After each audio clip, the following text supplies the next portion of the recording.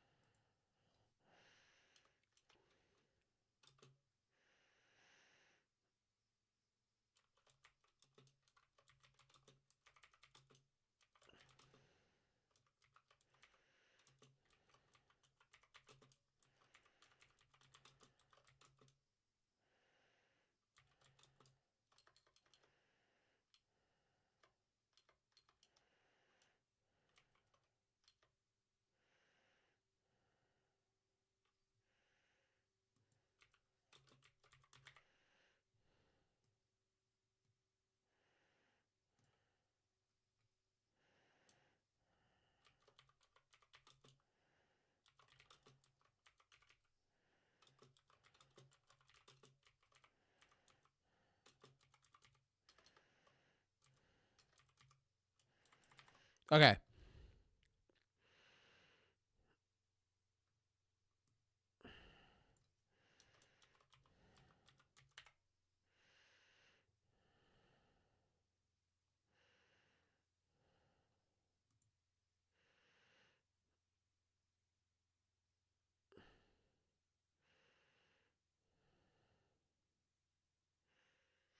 All right. Okay. Claim.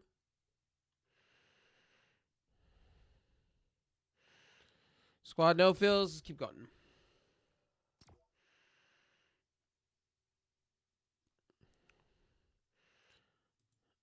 Let me see here. Does this work?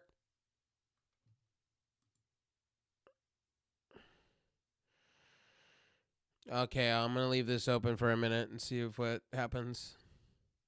Okay, cool. So that's good.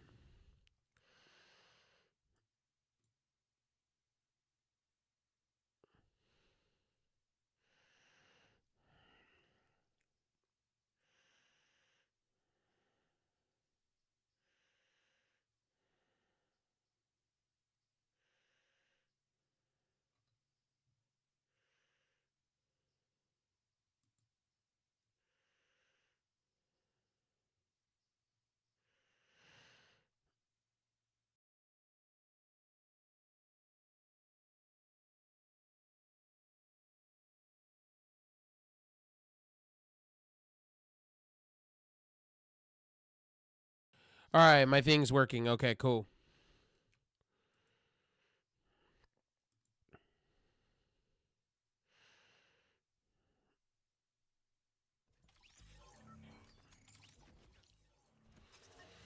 Okay.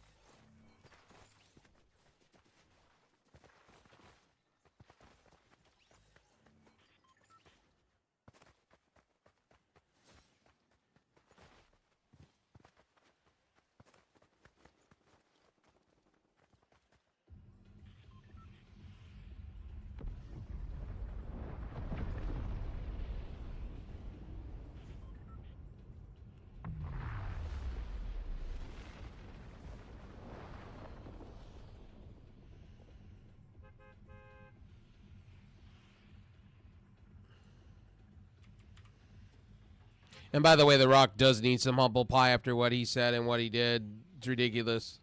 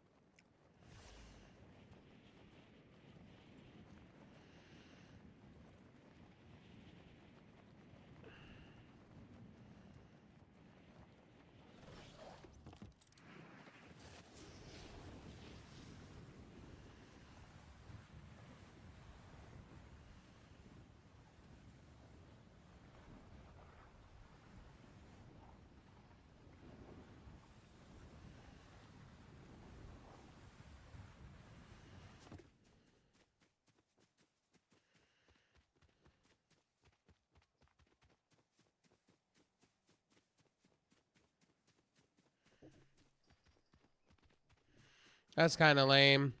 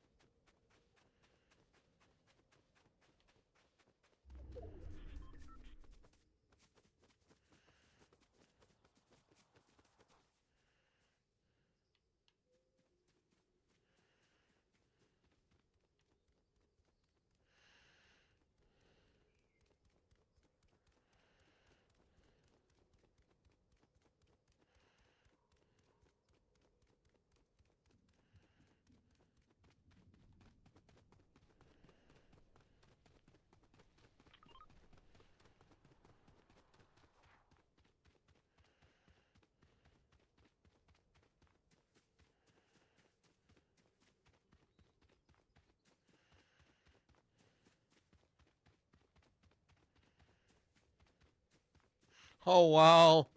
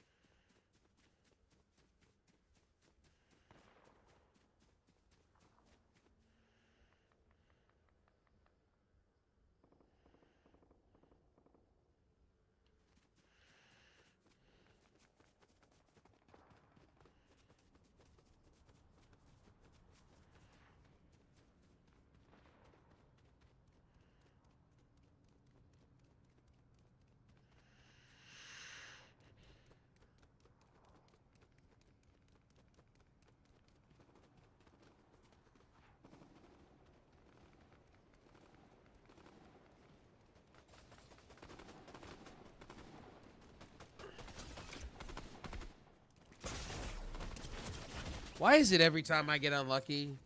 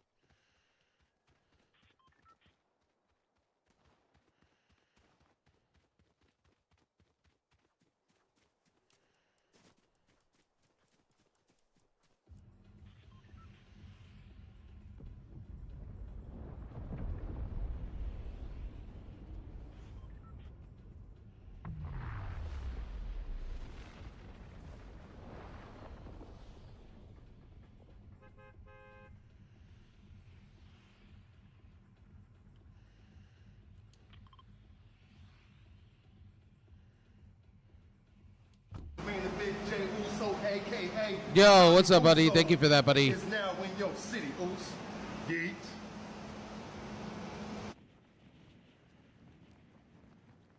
Thanks for the follow, bud. Appreciate it.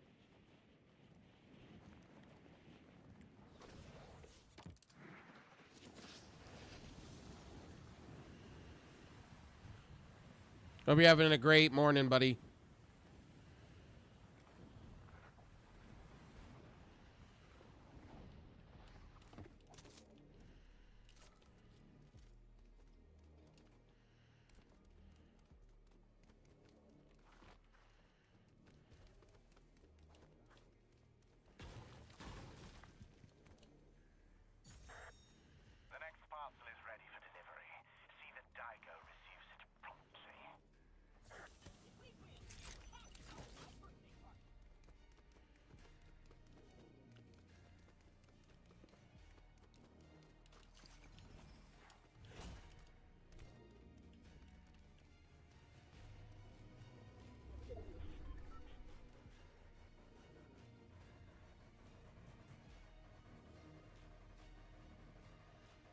Hold on, who is this person?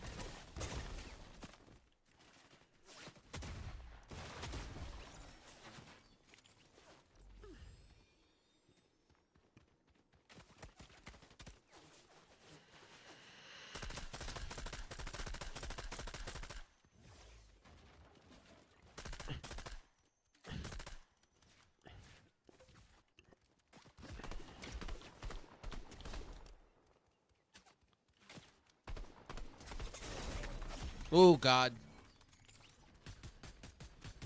There that went.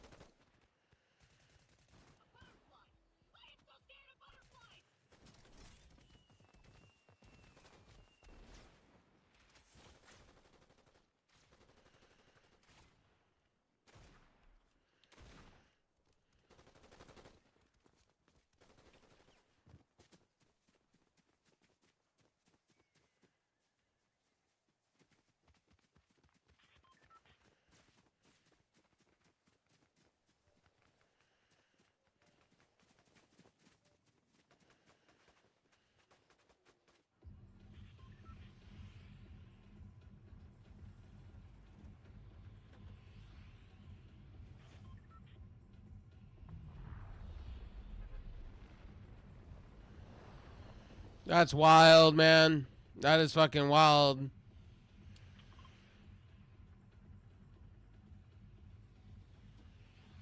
It pisses me off, to be honest with you, when companies are getting fucked in America. That's the thing. That shit pisses me off. The cucking of companies is just getting annoying. Over goddamn tariffs, which are, there's no need at all. Tariffs on both sides is just so stupid.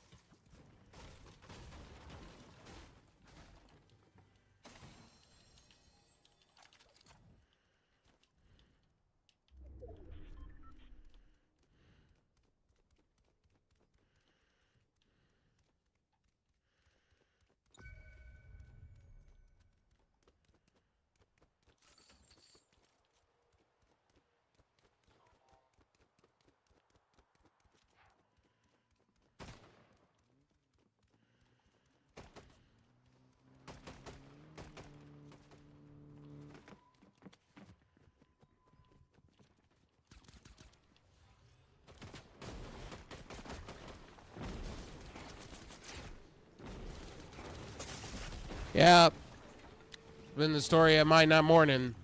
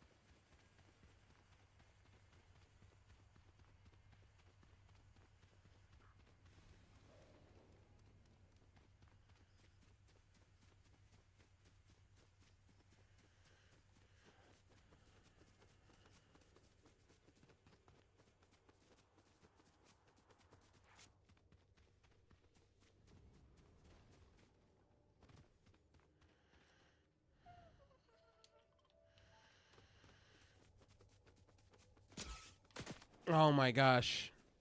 Where is he shooting me from? Oh, right there. I see you.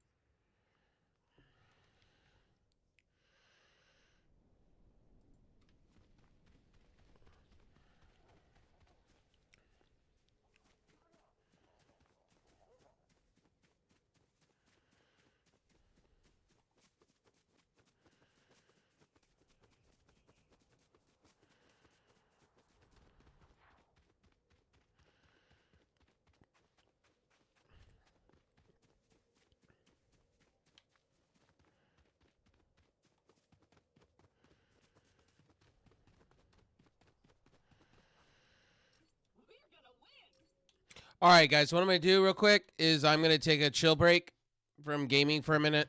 My brain is kind of killing me a little bit. I'm kind of focusing more on this, so I'm gonna put this up on the board. I'm gonna put this up on my YouTube real quick, and we're gonna watch it together. We're gonna talk. We're gonna watch a little bit of these tariffs. You know, the thing about tariffs, and this is the thing that really pisses me off. This all just affects what's going on, and they're just going up by the week, and it's sad. It sucks. It pisses me off personally because it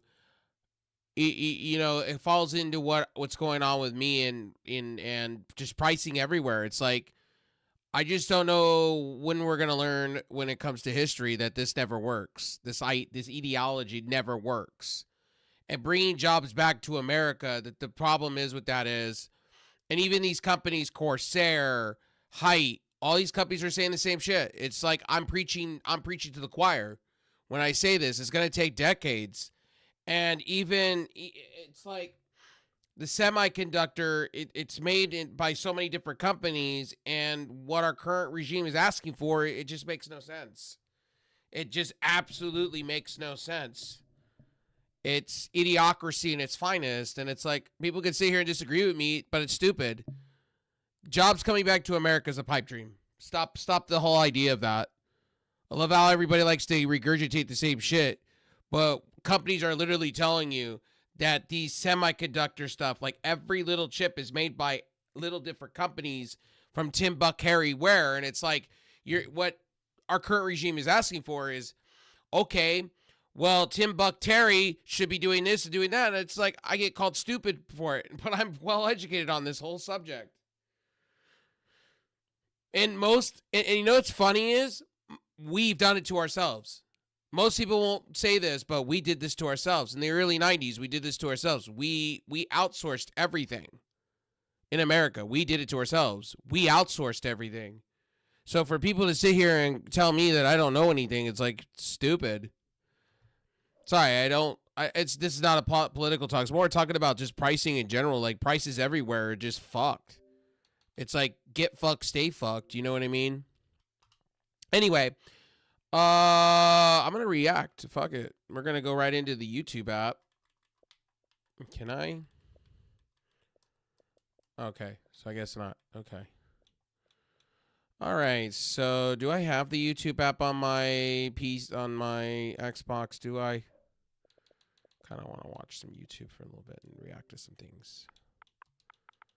Let's see, do I? I own it, but I don't have it on TV. Okay, cool. We'll just load it up. Okay. It's cool.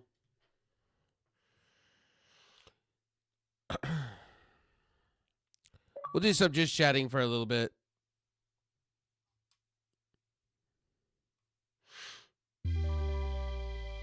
Okay, so I gotta do all this signing in shit. So, okay. That's fine. Probably gonna get some more coffee and stuff and chill for a little while.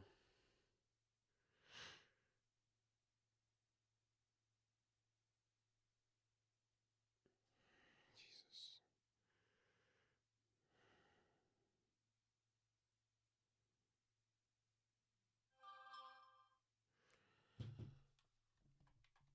Okay. All right, so do I want to continue? Yeah, give me just a second, ladies and gentlemen. I'm putting an intermission on it. We're gonna watch some YouTube together. By the way, under fair use, by the way, anything credit to Gamers Nexus. We're gonna watch his little video 2 hours in, and we're gonna watch the videos for a little bit. I'm gonna chill, relax.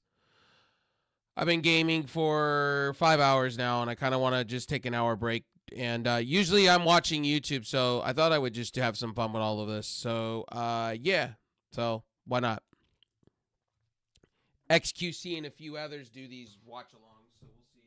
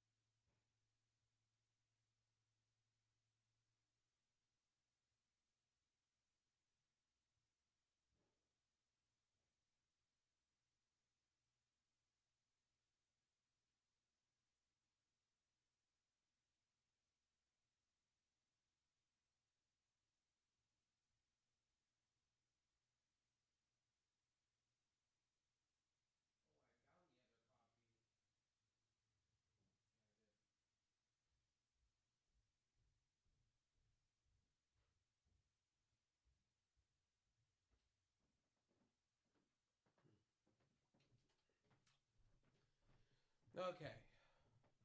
All right. It's been a minute since I've done any reactionary content while I'm streaming, so this should be fun. So let's see here. Yeah, we'll go with that. $99 and it increased to $100. So I'm going to go through here and we're going to go right into. Okay. Right here. We'll start right here.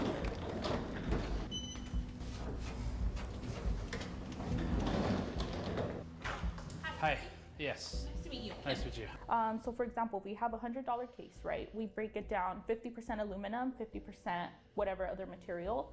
The $100, there is the 20% that will get charged automatically for the entire. But tariffs are great, right? If you break it down, Tariffs make 50% everything go of the round and round, right? $50, Bring jobs you back to tariff America, that right? 25%. So now we're at $12.50. So 20 plus $12.50, we're at $32.50. Right. And then I laugh we my do the ass off when people 50% say that. of the rest of the material, which is the remaining $50 of that case, that will get charged 125% reciprocal. So that entire case, the $100 case, will get tariffed at, I believe it's $95. Wow. Yeah. Okay. So now we're paying $195 for a $100 Jesus. case. So what do you do? Can you say that case just went from literally $100 to literally $150 in no matter of time? You gotta pay them. You know, like you can't abandon the container. You can do that, but there's potential lawsuit. Right. But it took me 25 years to build a relationship, the entire supply chain. I don't want to ruin my credibility. It's like, how are you supposed to come up with a plan? Can I tell you this for a fact that I know smaller businesses and it's fucking them over hardcore, these tariffs, right? Anything that's imported from the United States, right? Or anything that's imported from other countries, which most US companies are doing, you're getting the shit end of the stick. None of this is good for anybody. When your plan 10 minutes ago is already like, That's why the stock market is crashing the way it is right now. Hardcore in the paint. That's real talk. Because what these tariffs are supposed to be is supposed to be a way, and it's a way to bring jobs back to America. It's forcing these companies, but they're you'll hear it in this video. It's very interesting. I've only watched a quarter of it, and I shared it on my Facebook. But like for real, this is ridiculous. This is like, and I've already heard in other countries, like in Canada, I've heard metal and steel, especially like car parts and things like that, or like the van life's up in Canada. I've heard like the metal just to import it from here to there, it's 3 times the price. It's pretty much everybody's sinking their stock what they have now and hoping and praying that they could do the turnover on turnover.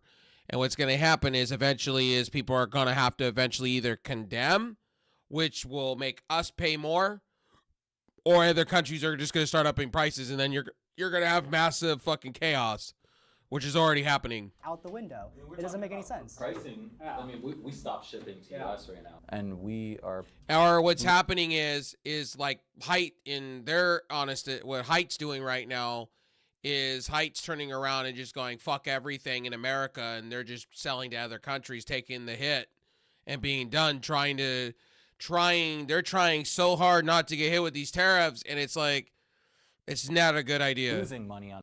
We did this back in the day with tariffs, and it didn't work then. It didn't work now. We did this in the 70s. It didn't work then, as it's not going to work now. We got to find different ways on bringing jobs back to America. There's just no way that's going to work. It's going to take decades. Just because AMD and Intel broke land recently does not mean that fabrication is coming back to America. Intel has fabrications, but still a lot of it's done overseas in Taiwan, Malaysia.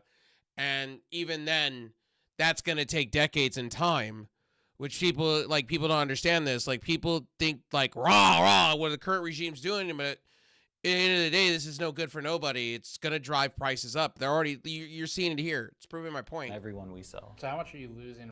And by the way, I get told all the time that when I talk about tariffs, I'm just a radicalist and It's like, no, I'm not. I'm just being flat honest here. Like, I'm being for real. I'm not. I'm in the middle, but there's being in the middle, and then there's like human rights and just everything that goes alongside of it. And this shit pisses me off. And I talk about it on stream because it does need to be talked about. We do need to hold our people accountable. and it is disgusting.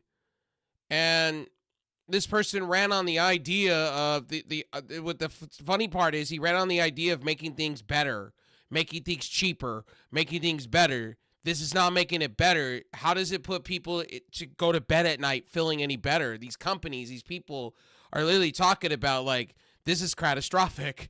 This may ruin me. Like, harm in Minecraft may happen. It's like, that's, to me, like, that's just the way it, you know, like, it shouldn't be this way. Right now, if you sell We are digressing. We shouldn't be digressing. We should be going forward as a society.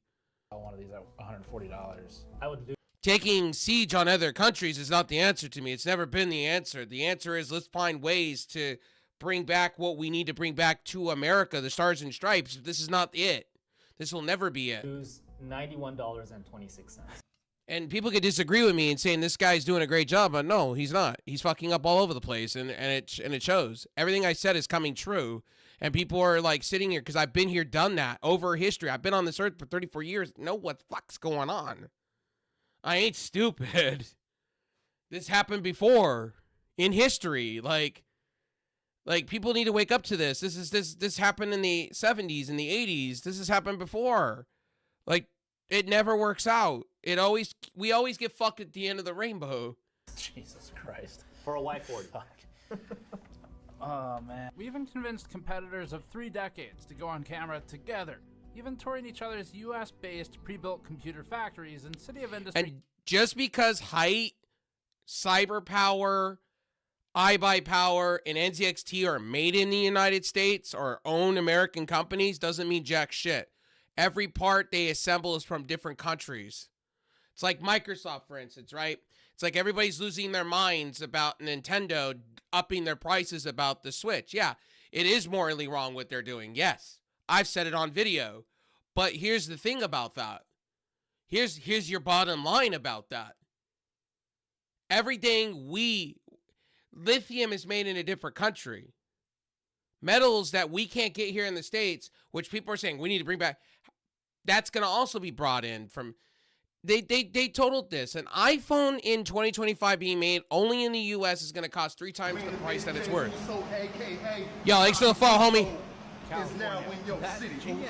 which has shown a hypercritical spotlight on both. And by the way, this is me not being political. This is me being honest. This is me being me.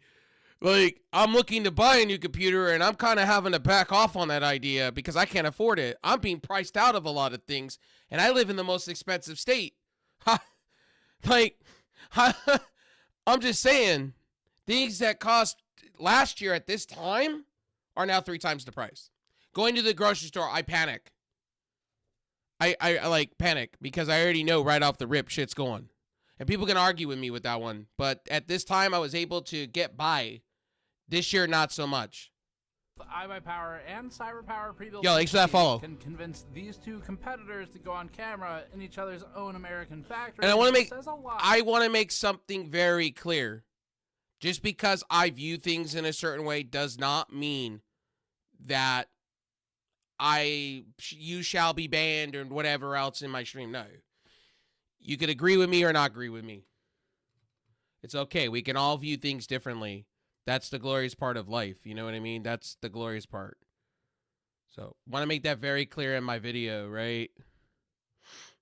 I want to make it very, very, very clear before people say, "Oh, I'm just being No. I'm just being me.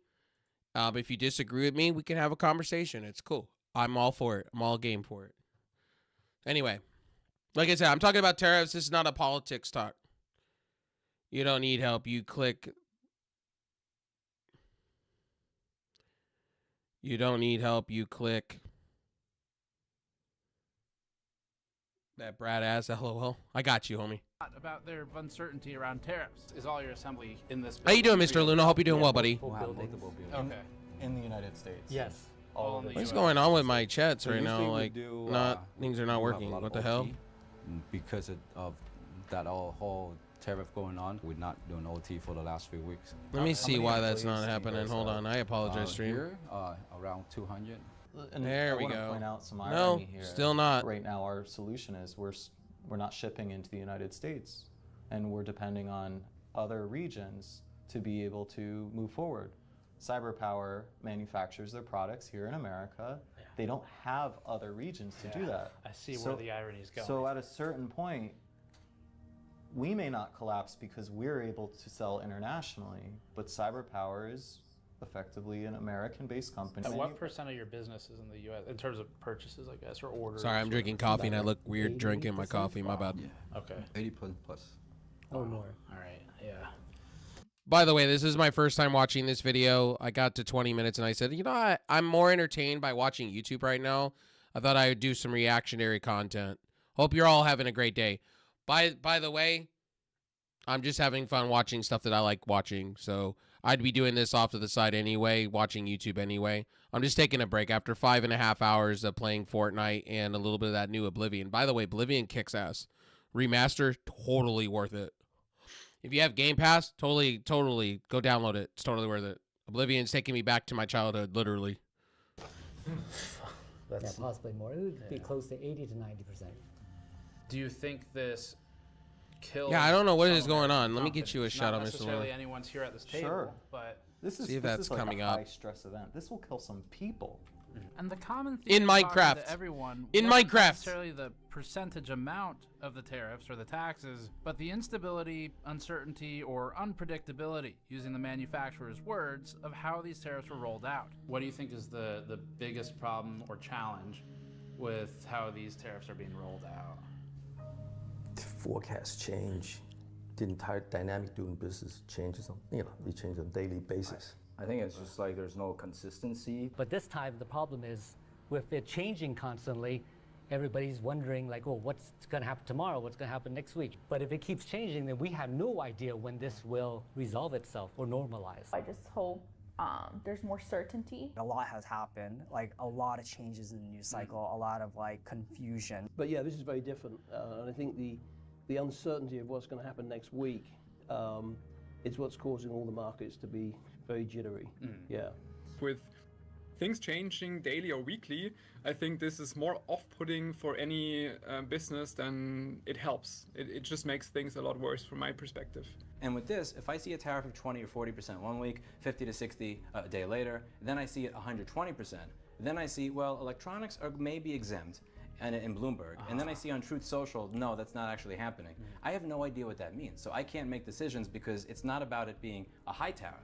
It's about not having a clue what's going on. We brought you this video with store.gamersaccess.net. This video cost us over $10,000. Okay, then the Gamers Nexus travel paper and shredding truck shirt and I would not counting totally all the buy. opportunity cost of Not gonna skipping lie. videos for a That's week really to make nice an important looking. piece. To support I our even audience, we're like maintaining their our mod prices for mats all too. current inventory despite cost increases on incoming orders.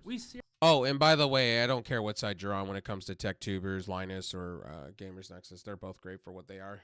I mean, I watch both. I like drama sometimes. That's why I watch Locale Live. Seriously need your help to continue making videos like this. Head over to store.gamersaccess.net to grab one of our brand new GPU Paper Launch t-shirts featuring a GPU going into a shredder, our Honeypot foil t-shirt, or our large PC building anti-static mod mats with pinout diagrams and screw tracking grids. You'd probably also like our extremely heat-resistant silicone project and soldering mats, which also provide a high-quality work surface for all kinds of work. I haven't seen you in a minute, Mr. Luna. Hope you're doing well, buddy. Hope you're having a great morning and all this stuff, man. Thanks for coming by. Thanks for hanging out. It's always a trip having you around. I appreciate you. Including, of course, soldering.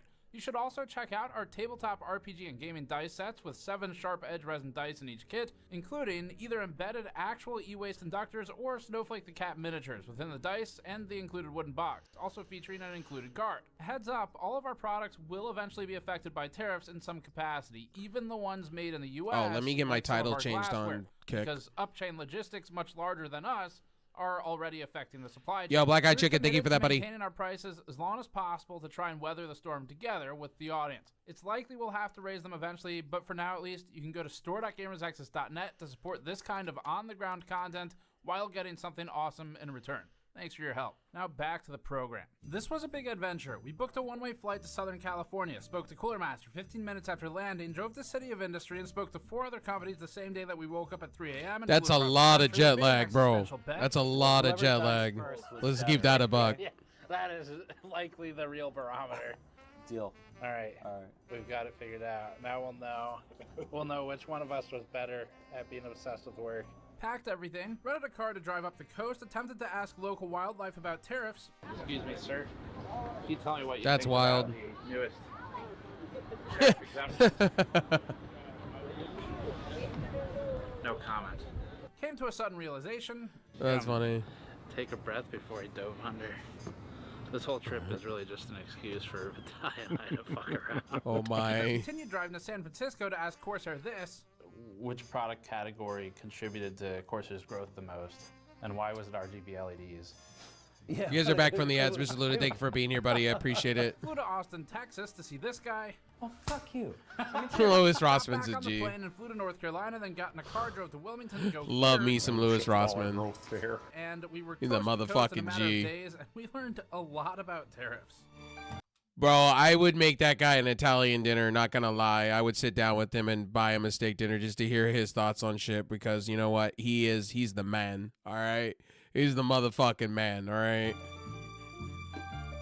For this story, The shit he does spoke to a for lot of repair different companies is to learn their insane. Him and perspectives. Jessica We Jones. met with and filmed discussions with companies ranging from the size of an independent repair shop in Austin, Texas, to the publicly traded Corsair Components, which did over $1 billion of revenue in 2023. Some people are taking the tariff situation harder than others. You're not tired yet? Huh? You're Tired? not tired? We're already rolling. That's great. I'm hungover. Okay. Sure. I'm hungover, meanwhile holding a fucking Red Bull. Got it. Is the hangover That's fucking insane. related to the tariffs? You can't unmake an omelet. I'm not sure. Got it. Okay. Now, what might happen is our Home Labs products, maybe the differential for the offshore built stuff's maybe. Okay, I don't know what Home Labs is, so bear with me. I just don't know what Home Labs fucking is. So if somebody in the chat on any of my platforms. Right now, I don't know what's going on with my chats right now. They're broken. So I don't know on the actual site. Let's go check. Yeah, on the actual site, I don't know. I don't know if their chats went down, so I may have to go and get a new chat system. I don't know. For the meantime, I don't know. See. Yeah, no, they're not working. They're fucking borked. Of course they are. Okay. Okay, let me go pull up a new chat system, ladies and gentlemen, because Beam is down again. I don't know. Their chats are not working for me. I've refreshed them 1,000 times, so I don't know. I don't know, and now I don't want to miss out on chat, so I apologize. So let me get my stuff all pulled out real fast, and I'll make sure all my chats. It's gonna lessen. And You mean but like the gap might close? the gap might close. So in other words, saying that are you saying the competitors competing Home Labs products will approach your price? Yeah, they'll probably come up. We deliver value today. Hey, if that lessens, well, advantage us, right? It's all good. And we want to hear all of their perspectives.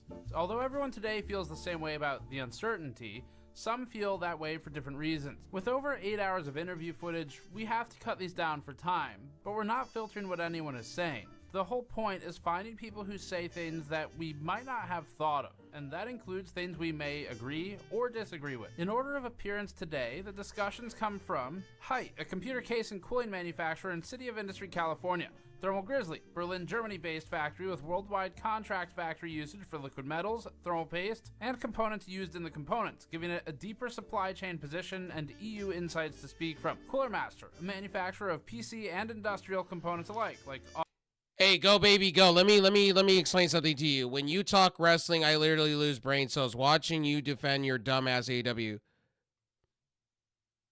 Was I talking about AEW, bro? Shut the fuck up, bro. First and foremost. Second of all, you come into my comment section on Kick, want to run your fucking mouth. Go fuck yourself, bro. You're gonna get a ban out of my chat. Go fuck yourself, homie. Yeah, go fuck yourself. Seriously, please go get fucked in Minecraft, bro. Like, first and foremost, if you guys coming in here and saying I defend AEW, go fuck yourself. Because at the end of the day, bro, at the end of the day, let me be honest with you. I give shit to all companies. I'm raw and uncut and unbiased. If you don't like that, there's the fucking door, bro. I find it funny. You talk wrestling, I literally lose brain cells. What are you losing brain cells? You're coming to listen to it, so obviously you're watching my shit. I'll find that. Let me say that for you. I'm losing brain cells for listening to your fucking comment or reading your fucking comment. Like the fuck, bro? Slice. Please don't talk ever wrestling. I'll keep talking wrestling just because you said something. Yeah, The Rock's an idiot. Look, please go get fucked. Seriously. Want to come into my fucking chat and tell me that I'm this, that, and they're just, you wanted to follow. You know, I love these people. They come and they follow, and then they fucking sit here and talk their shit. It's like, okay, you're following me. If you don't like my shit, then unfollow. Then don't follow. You're going to get banned for your shitty fucking take. If you don't like my opinion, don't like my fucking opinion. I don't give a fuck either way. You're here watching. Go, baby, go. You know, like I said. Like, for real, like, bro, go get fucked. Stay fucked, bro. Like, for real. Like, just because I'm a Lakers fan, here's the one thing that I find funny. Just because I'm a Lakers fan doesn't mean that the Lakers are the best team in the earth. Real talk. There's other teams that are better in the last decade. And I actually praise a lot of the teams that have won, you know, championships. That's a fact. Hey, what's up, Jay? How you doing, homie? Sorry, I had some dirtbag in my kick chat that wanted to like act like a fucking dickhead for no reason, telling me, "Oh, if you don't like what the typical, if you don't like what WWE does, go worship AEW." Okay, all right, cool, noted. But you're the one that's saying my content is I lose brain cells, right? Here's the thing for you, right? You're the one that's watching, you're the one that's commenting, right? Thanks for the view. But I will roast you for it. I didn't see it because Beam Chat didn't work, so I didn't see it, but if that person is still here, I'm glad to be roasting you. What's up, Celtics? How you doing, buddy? I know you're now X on I haven't been on Kick in a minute, so I know you're X on Kick. What does that stand for? If you don't mind me asking, if you're here still. If you don't mind me.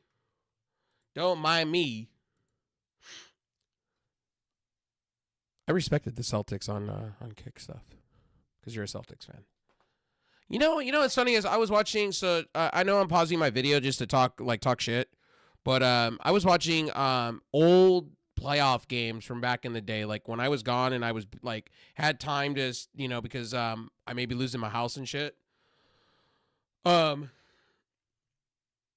Because of bills and shit, and I live at home and somebody's going to sell because we can't afford it anymore, so we may be moving out the desert for cheaper prices. But I'll have a donation thing up on the board if you want to help me out and whatnot. I would appreciate it. But yeah, as Celtics says, respect everyone. That's damn right.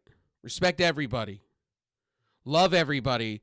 Just because my wrestling takes you don't like, you could skip off me and go to somebody else that's willing to give you the bootlicking answers.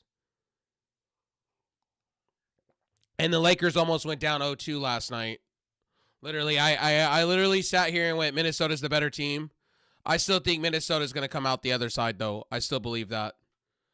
I have faith with my Lakers, but the Lakers need a center, and they need a center, and they need to get healthy. Automotive heat sinks. Cooler Master owns many factories in China, but also works with contract factories. How you doing, Jay, tonight? I hope you're doing well. Hope you're still here, buddy. Thanks for coming by. Thanks for following. Hire to figure out how to import products to the United States. Straight Forwarding would have the most precise knowledge here about the tariffs of our group today. Rossman Repair Group, an Austin, Texas-based repair shop that imports soldering equipment from China and sells the tools from its online store in the U.S. Corsair Components, a mammoth of power supplies. Sorry, I need to change my title over on nearly every other part. Corsair CEO and founder Andy Paul provided executive-level insights. Protocase, part of the 45 Drives NAS and server provider family. Protocase is a contract manufacturer that makes its own server cases in Canada and just opened a new facility. Hey, what's up, Angry? How you doing, buddy? Wilmington, North Carolina. CyberPower, a pre-built PC manufacturer with its assembly factory. Oh, don't do that, buddy. California. He was joking with me. Competitor to CyberPower, also with its assembly plant in City of Industry, California. Yeah, what's up, buddy? How you doing, bud? Sorry, my chats are all broken. My bad. A ton of last-minute logistics on our side. I'm trying to fix that right now. Any of this situation, though, we need to go back to the start of this journey of getting the story.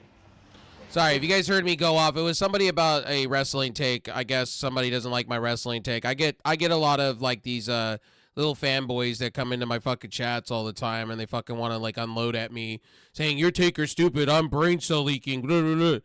But you're the one that's sitting and watching my hour-long videos on YouTube, and you decide to come to my other platforms. You were probably banned on one of them, so you're coming over to my other platform. That just tells me that my content resonates with you. That's fine. I'll take the views. Then a quick one. Because at the end of the day, it just puts me up where I fucking need to be. The timeline would help start us off. We've tracked the evolving tariff landscape, and we'll try to summarize its changes as briefly as possible. We're publishing the. Are you talking to me about that one? Because go get fucked without lube. That sounds like fun. The current U.S. administration I'm not gonna lie. announced it would be imposed. How you doing, Mr. Luna? Hope you're doing well, buddy.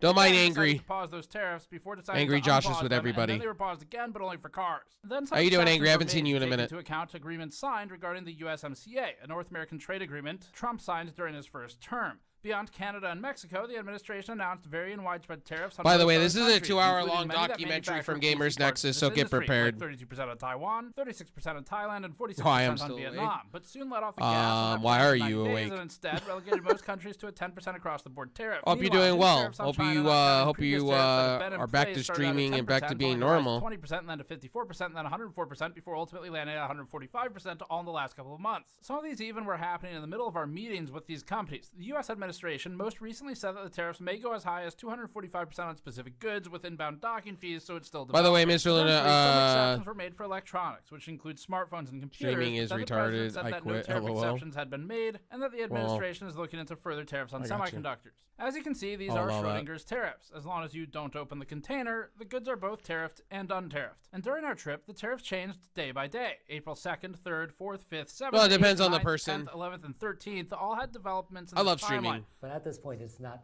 We can't predict anything, and our It's the only thing I business got at the relies moment on right now. Consistency and predictability. So when my we Social asked the Security companies shit gets this taken care of. question, Do you happen to know what the tariff rates are right now? The answer changed Unfortunately. based on the hour of the day that we spoke to them. Oh, there's. Can I tell you just like everything that's happening with me, like in the last couple of months between surgeries and my Social Security issues and trying to find work and things like that? It's just been a pain in my asshole. Like, I'm not gonna lie to you guys. Like, it's been, I don't have money like that, but like I have like literally like a cigarette would be nice.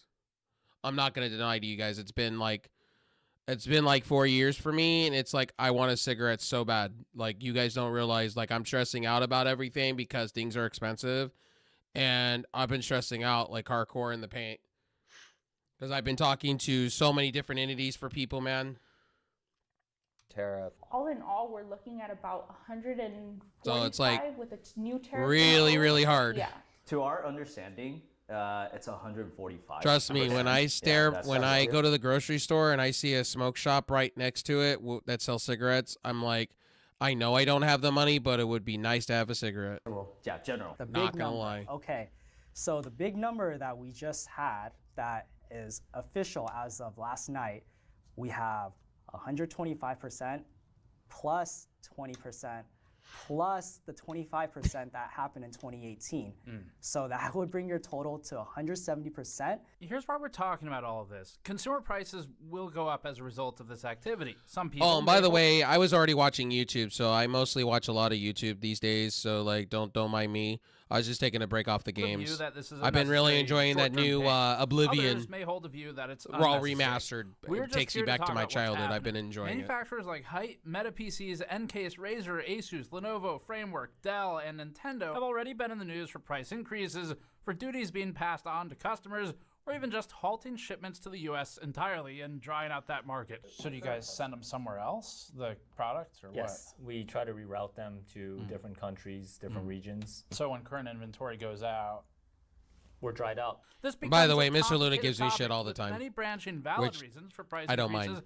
and some branching less valid He reasons. did that on Trovo Some with me too. manufacturers may smokescreen Great people. and use this to increase prices more than strictly necessary, which we'll talk about today as well. for people asking, well, these companies are they're taking this opportunity. Let's to go, use Big the Brother, tariffs as a Big W. smokescreen Okay, that's not to my chat. permanently increase the price. As for valid reasons, there are many. Most of you likely know that ordering more units gets a discount. We'll give you a real-world example with us. If we order 23 t-shirts, Yeah, I we need pay to fix $4 my more per chats. unit It's than all if we buy broken 100 right now, t-shirts, seriously. and $5.25 more per Annoying. unit than if we order 576 t-shirts. differs. These are real price deltas for us. Here's a computer part example using some real numbers. The higher tariff cost causes reduced What the liquidity fuck is due to higher Beamstream? import taxes, which causes reduced order volume, Beamstream which causes is pretty much a new website that's out. It's not Microsoft related or anything.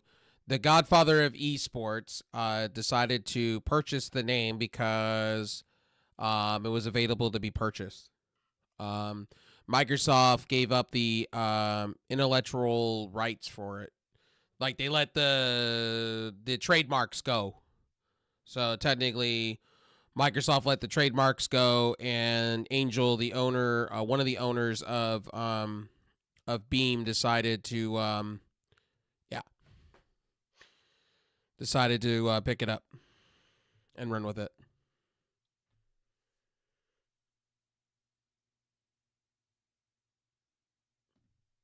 So, it's higher cost per unit, and they as have well as economies of scale, multi-streaming and causing everything higher that goes tariff alongside totals on of those it. units because the cost per unit goes They're up, not and the just tariff a, at the same they're rate, not just causing a higher streaming cost of money platform. via interest because most products are brought in on credit, causing the customer to pay more. There's a ripple effect that I use isn't them for the estimated as just the multi-streaming. percentage tariff. If you have higher costs, Thanks for the follow, buddy. tariffs, does that then potentially impact your? By the way, my order chats are not volume? working, so bear with me. And So if it you guys impacts are your order volume, you guys then are does it chatting also with me affect on other your platforms, economies of I scale and can your- see I can see the Yes. Beam chat. I Yes. just don't see the If- other platforms. Let's say dollar volume stays the same. So give me just a minute to but fix your all that cost noise. increases. That your economy scales and your quantity is just going to drop. Mhm. So that might impact our overall quantities. Does that impact the average cost of the unit? Typically? Yes, the increase average cost per unit. Yeah, they're very new. Their phone app needs a little work too. They do have a Android phone app. They do. Oh yeah. Speaking of, last time we talked, I do have an Android now in my hand. By the way, this is the Galaxy S21 FE. Eventually, it's going to be a Google Pixel 9a. Eventually, I'm also looking at the Poco. What is it? The Ultra something rather, that they came out that's kicking the shit out of it's kicking the crap out of Samsung's new offering. But I'm gonna hold off on that because I don't have the money. I just don't have the money. But if I did, I'm gonna hold off on it because I want to see where tariffs and everything play, because that phone is $600.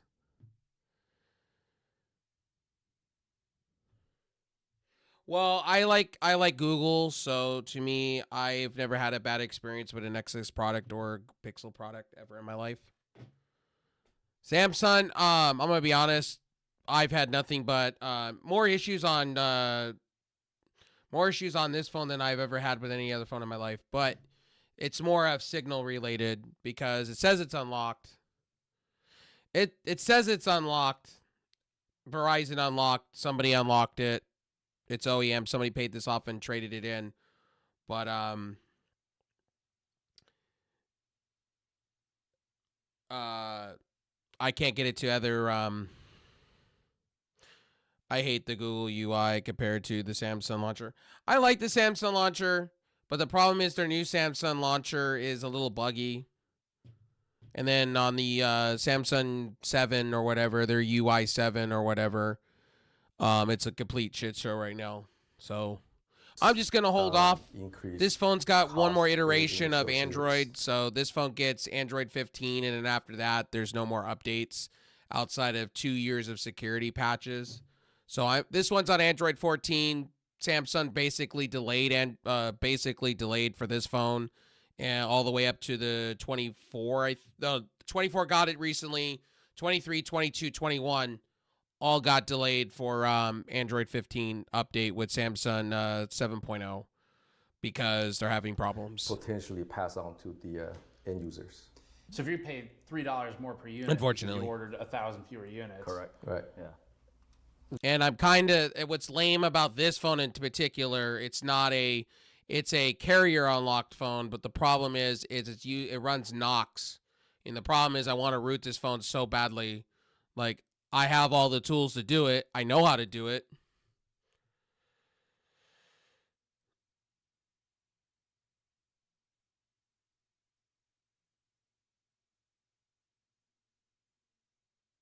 Like, I have all the apps for this motherfucking thing, but it won't let me root it because the bootloader is locked. The tariff is now applying against that $3 increase as well. Is that accurate?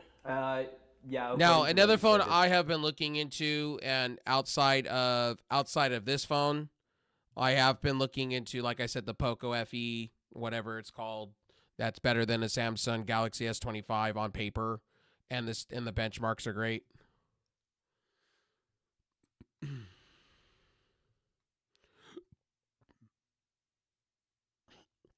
I'm about to play Oblivion later today. Oblivion's great. Love me some Oblivion. I don't fuck around with root. Yeah, I just don't.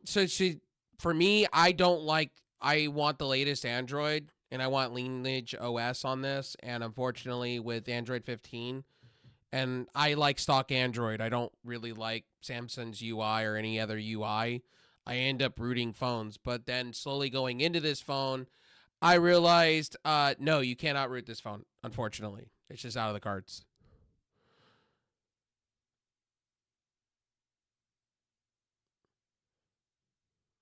I want the phone that iSnowSpeed got in China.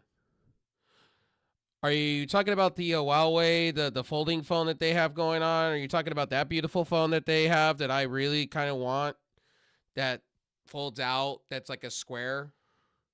That's like a square, and it looks like a traditional phone, and it has the right aspect ratio I like looking at.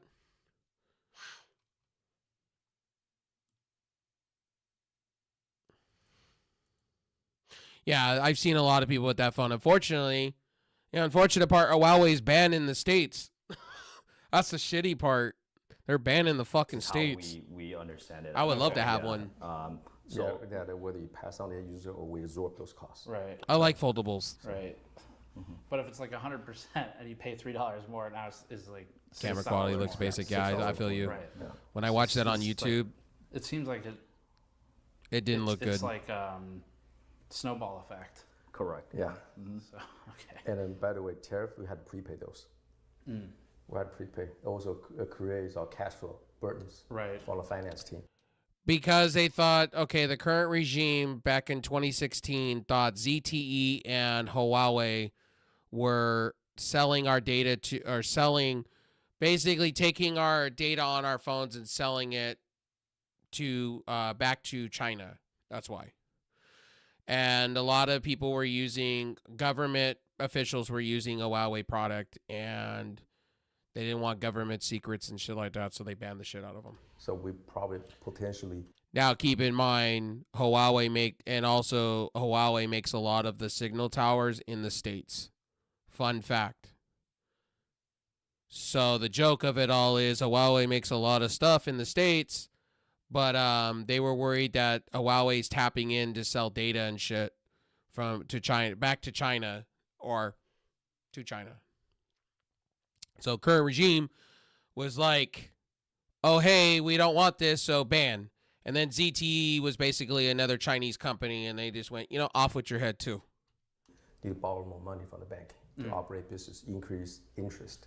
But Huawei wasn't banned in other countries, so you can go to the UK and you can pick up an Huawei anything, and I heard their phones are like so good. Increase everything else, like you said. But the only problem is they use a different store entirely, because when they were banned in the States, also Google banned them from using the Play Store. Right. Yeah. One of the major counterpoints to all of this is, why not make it in America? We'll start with CyberPower, which actually already does build the computers in America. Not everything. Not everything. I mean, I have some US shit. I mean, the TV behind me was made in Japan. It was supplied it's a Sony California. television. In fact, that's the only place they My build 55. They have hundreds of employees who do it. Now, CyberPower, that, by the way, I've had for like 12 They don't years make the that I love to components pieces. that get assembled into the computers. But this is interesting, because when people think of CyberPower a sucks. motherboard factory, they might think the entire board is made Fun fact, so you guys know, CyberPower and iBuyPower are locally to me. You know that, right? So all of your CyberPower and iBuyPower and NZXT shit all come from California. They're all based out of California. They are not. CyberPower and iBuyPower are an American company. Fun fact: a lot of people think that they make parts in America. No, they don't. They actually outsource and they get their stuff from like different distributors. But in actuality, that factory is just like CyberPower. It's assembling all the parts. Well, I've never had an iBuyPower and I never had a CyberPower. CyberPower. Down chain with typically and about 10 to 20 NZXT, major they're just a component shitty suppliers company. for one They're all motherboard. shitty, So all three really, of them. An SMT line for a motherboard is the same concept as an assembly line for a pre-built PC. They're bringing in parts. It's fascinating how they make a motherboard, put them though. into a product. Yeah, I think it starts off with your question, which is like, do we want to make things in America, and how would we go about doing it, right? And that's of course a question we think about all the time. We always think about where we source things. The more we could yeah. build, the better. So let me make an official mention. I'm not officially sponsored by Visible Wireless, but down and below, if you want to use my reference code down below, it saves you $20 on your bill. I have to put that out there because, why don't I? Because right now Visible's got a great deal going on, $25, unlimited everything.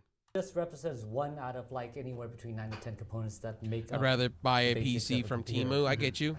So the first thing we'd have to do is talk. And to by the all way, the I'm not in it. By the way, I've had manufacturers that- Visible for 5 years, by the way, and Visible is just the shit. And I'm on the $35 plan right now currently, and let me tell you, it kicks ass. Make this motherboard and ask them to bring. When my this internet, my motherboard fiber production. internet was down for a couple of hours because they were doing maintenance and they were fixing the box because there was a car accident down the street. I got 10 up, 10 down, and all the time on Verizon's network, and it was Over great. to No America, throttling. right. And now, while these companies No might throttling. bring the motherboard production manufacturer over to America, they don't actually make all the parts that make up this. Oh yeah, motherboard. and by the way, They could- speaking of, I do have, because I have EBT and everything, I do have the Obama phone in the box. So I do have an Obama phone in the box. I could pull that out. Gotcha. All right. Be anywhere between 10 to 20 other companies that make up these individual parts that are still being made in other countries. MSI had given me numbers years ago, how many components are on a motherboard, counting all of the tiniest resistors and caps.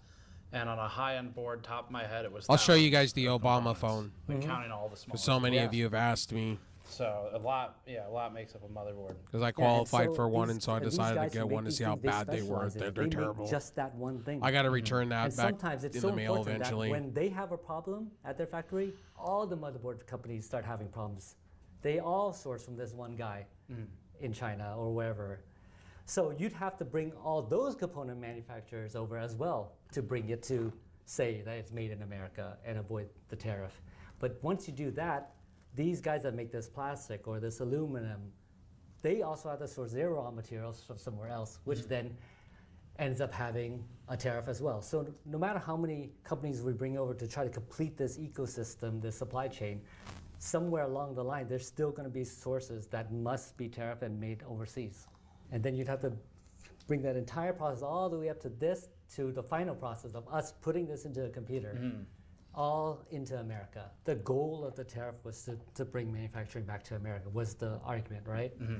But at the same time, it is a good goal. It's a goal that we undoubtedly want to achieve, but is this the right way to do it is probably where I would say, no, I don't think that this is the right way to do it. There's other ways to do it, and now that you understand the complexity, and hopefully your viewers understand this huge supply chain and how it works, that they realize that it's not something you could turn on overnight. That's just the main thing. It's achievable, but it requires a lot of people work together, and it could take decades or years to really achieve this while still making the product affordable, because we haven't talked about that yet. Even bringing all this stuff to America doesn't guarantee that it's affordable. So people who are thinking about doing this, they have to consider all these other things. What is the cost going to be? Will people be willing to pay for it? Worldwide manufacturing is anywhere from sort of $2 to $3 to $4 an hour, typically. Here, the minimum wage in most states is 15 to 20, but most people want more than that. Right. $7.25 where I live. Yeah. Wow. $7.25. But you can see that even even if you did that, most people aren't going to sign up en masse to do. The 4 million unemployed Americans aren't looking for sub $10 jobs, certain-hour jobs. So I think that it's very, very difficult to move manufacturing back. I'll use a computer case because it's the one I was the product manager for the longest. If you use a computer case, you think about the cardboard box, the ink that is printed on that cardboard box, the tape that's used to shut the cardboard box, the foam inside the cardboard box, the paper the manual's printed on with that ink.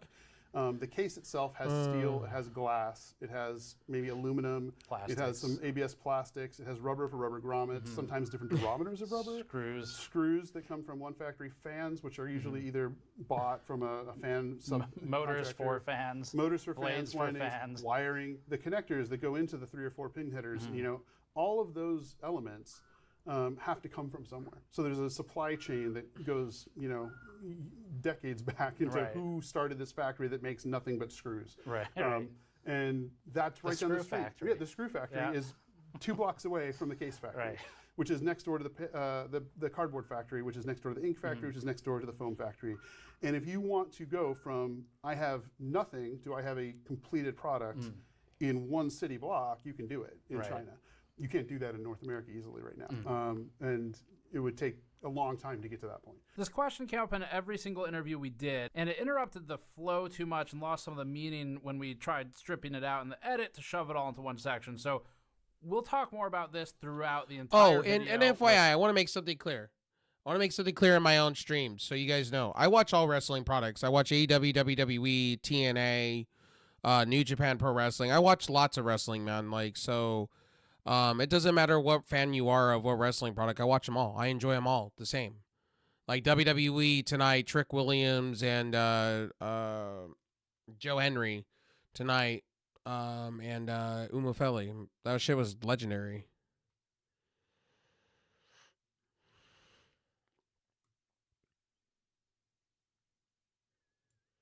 And John Cena getting RKO'd was great. With everybody as we go. It'll be time-stamped. Our first big meeting is with Height. Height is a computer case manufacturer headquartered in City of Industry, California.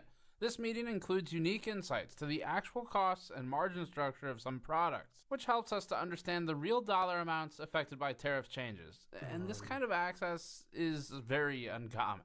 All right, so this is really important. This is something that manufacturers are reasonably very secretive about, and it's the cost to actually make something, bring it in. It's basically the cost of the good itself. And I still don't know. This is incredibly rare. Oh, that's a real easy deal. A little Dawn dish soap, you can make it very, very, very shiny, real quick. Broke now the cost of a Y40 and then a thick Q80, right? Yeah. Right. And so we'll do a quick preview, and then we'll cut back and explain it. So I think this is really an explanation of why we can't even afford to bring the products into America any longer. You can also use coconut how it is coconut to oil. make a Y40 and what its cost structure is. I'll answer that one. So before we start planning any product, we start estimating the monthly run rate. I don't mind being bald. How many months it's gonna be. Because I can use coconut oil. I can use a lot of different things to shine my head. A lifetime of 24 months. I haven't been able to shave in a minute because I just don't have I don't have the gear for it. During pre-production, so I'm just gonna let the shit grow out. That were made. We had an NRE development cost of $30,000 and a tooling cost of I haven't grown my hair out in forever and a day, so I wouldn't know what it looks like. Non-refundable engineering. Okay. So that's like using services from a factory to help do the engineering for the product. And then non-refundable tooling. Yeah. Right. Got it. Okay. So our total pre-production investment totaling $286,000, which amortized per unit of 5.98, so $6. So before all right, buddy. Everything happened, have a good rest of your sleep. February 1st, or our FOB beginning of your sleep. I'll be here probably. 71.75.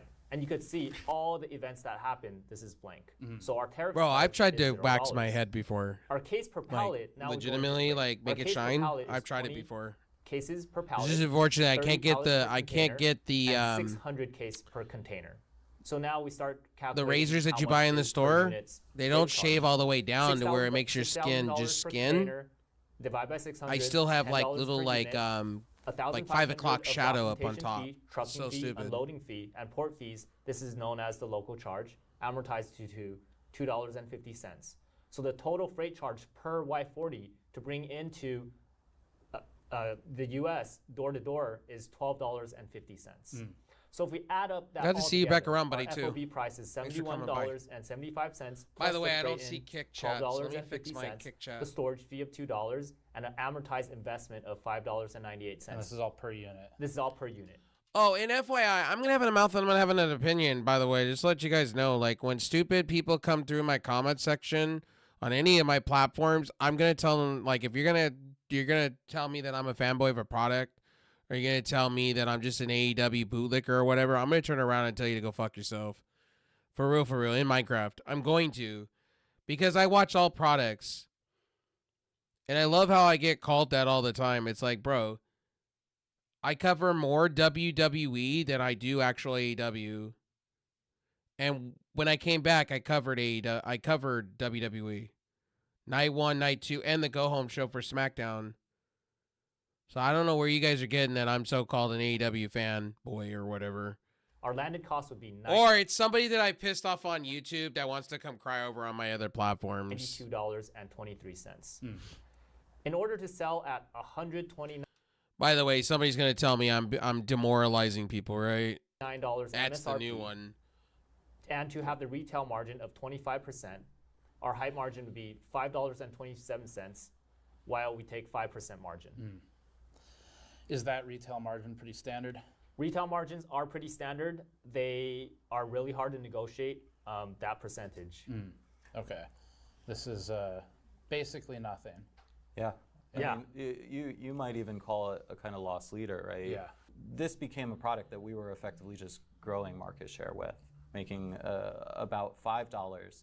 And you can see the retailer, they have no problem with that because the retailer was still making their 25% margin. They're making $32.49 while we made $5.27. And this is pre-tariff, mind you, right? Okay. So, you can imagine now if you add any tariff to this, the response isn't like, oh, we need to go and reimagine how we build these things. It's this product is non-viable. We can't sell products at this price anymore.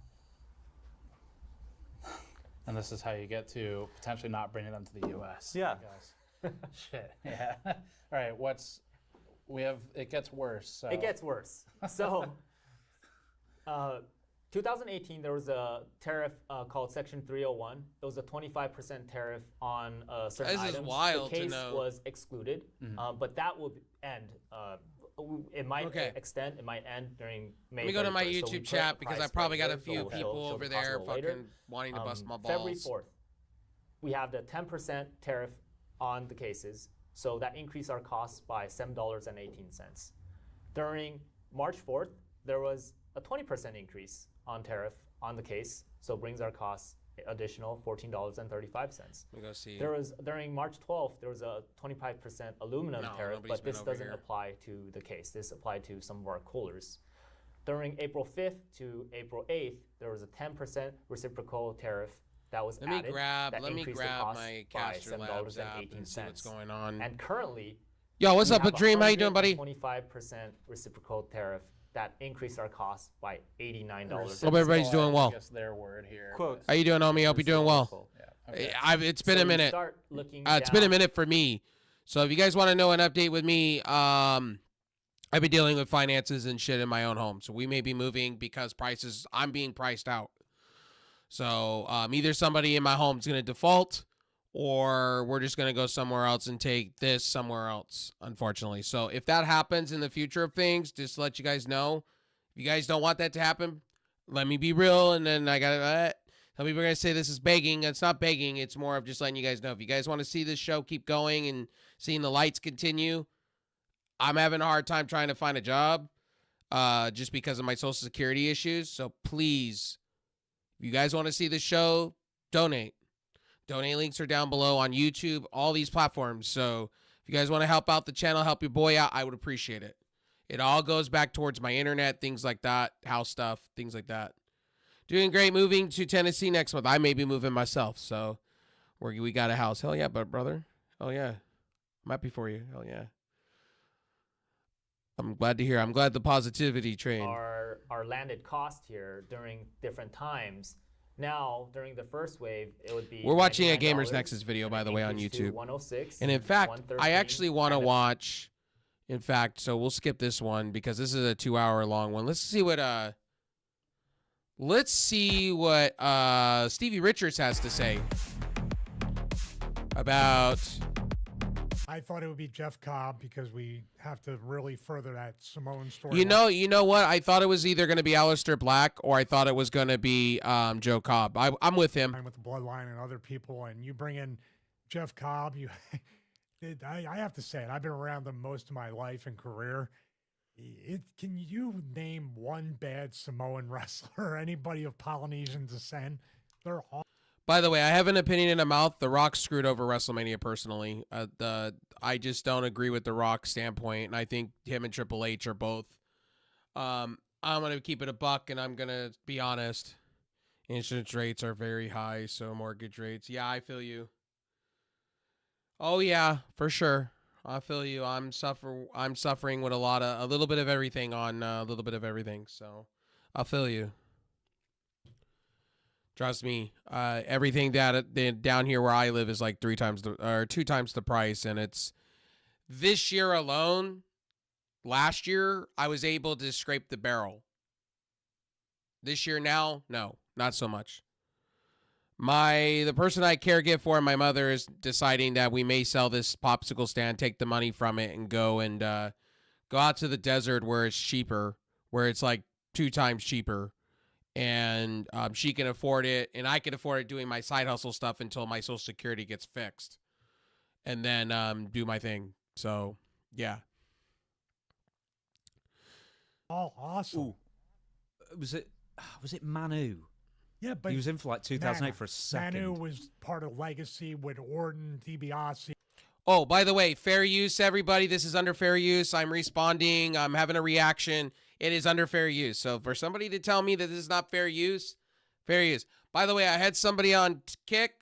You can go kick rocks. Go get get fucked in Minecraft. Okay. Literally, I'm not no AEW apologist. I love how people, the minutes I start talking about WWE and saying what The Rock did or what Triple H is doing, buying AAA, it's wrong for the business, and I don't agree with it, I get called an AEW shill immediately. Like, I get called an AEW apologist. Guess what, ladies and gentlemen? Let me tell you something real fast. What WWE does is what AEW is going to do. AEW is going to respond. They're going to respond. AEW is going to buy another promotion too. Watch. Watch how this plays. It's going to be a 2-team race. And you know what? Who hurts out of all of this? Us, the fans. Us, the consumer. We both get fucked. Pardon my language. But that's the truth. Nobody benefits. What's going to happen with AAA, and I'm going to tell you what's happening 2 years ago. I said this 2 years ago. No, let me rephrase everything. Rewind. Retake. What I said 2 years ago. Or no, let me rewind, fast forward, take 2 of this. I'm messing up everything. Too much coffee. So 2 years ago, Triple H was standing by a map. Does anybody remember this? He stood by a map. This is when TKO was just about by WWE. Remember this? And he turned around and started talking about little territories. And it was going to be called NXT Japan, NXT India, NXT Africa. Remember that? Remember Triple H and how he was talking about how he wanted to have little territories? Remember? We're getting it. Watch. Triple H is going to be renamed as NXT Mexico. Watch. Watch how that plays. Watch Lucha Libre change, not for the good, for the bad. Watch. Rock and Triple H both messed up, not making no excuses. Such a poor build dispute despite The Rock. Plus, TKO has made WWE gone corporate, and I hate it. Yeah, I agree with that. WWE will buy TNA. It's going to happen. Yeah, you could see. You could see by Joe Henry. I agree. Joe Henry kind of got this shit end of the stick this weekend. Yeah, Cody Rhodes. But dude, I don't know what happened to him in WWE, but he was still good. It just didn't translate. It's kind of like Tama Tonga, the twins, Haku's kids. They're and I'm going to say this, and this is for people that are going to sit and tell me one thing. I don't know if any of you guys agree with my take on this one, but I don't think Mariah May should be in WWE. I've kind of been against it, and I'm going to tell you why. Because Mariah May won't fit. She won't fit. There's too many wrestlers. WWE has too much talent. Too many women's talent. And I think Mariah May's doing it more for, honestly, she's doing it more to get more money out of Tony Khan than wanting to be there. And I think the dirt sheets are selling this as a thing because that's what they typically do because it makes their bottom lines better. And I don't agree. I so don't agree with her going to WWE. I think it'll be a missed opportunity by AEW personally. I think your 3 pillars in AEW is literally Mariah May, Mercedes Moné, and I'm going to say this, and Toni Storm. Toni Storm's your top pillar. And I would say Julia Hart, Chris Statlander, and I would tell you Harley Cameron's up there. But those are your pillars. That's the way I see it. I wouldn't want Mariah May to walk into WWE. I would make her if I'm Tony Khan, I'm making her as happy as I can. Because I know she's taking a quick break. She did say she's taking a quick break to reevaluate what she's doing. But you got all these people jumping down like, oh, she's going to WWE. It's a line and sinker. I don't see that. I just don't think she's going to fit in.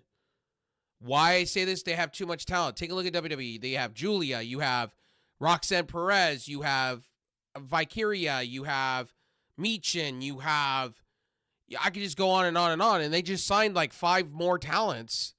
I don't see where and then they're also going to bring in Kylie Ray. They're bringing in so much talent. WWE is like stacked for women's talent. They don't, like Mariah May wouldn't fit in. I'm sorry. I don't see Mariah May doing the same shit as she did in AEW and WWE. It's just not going to work.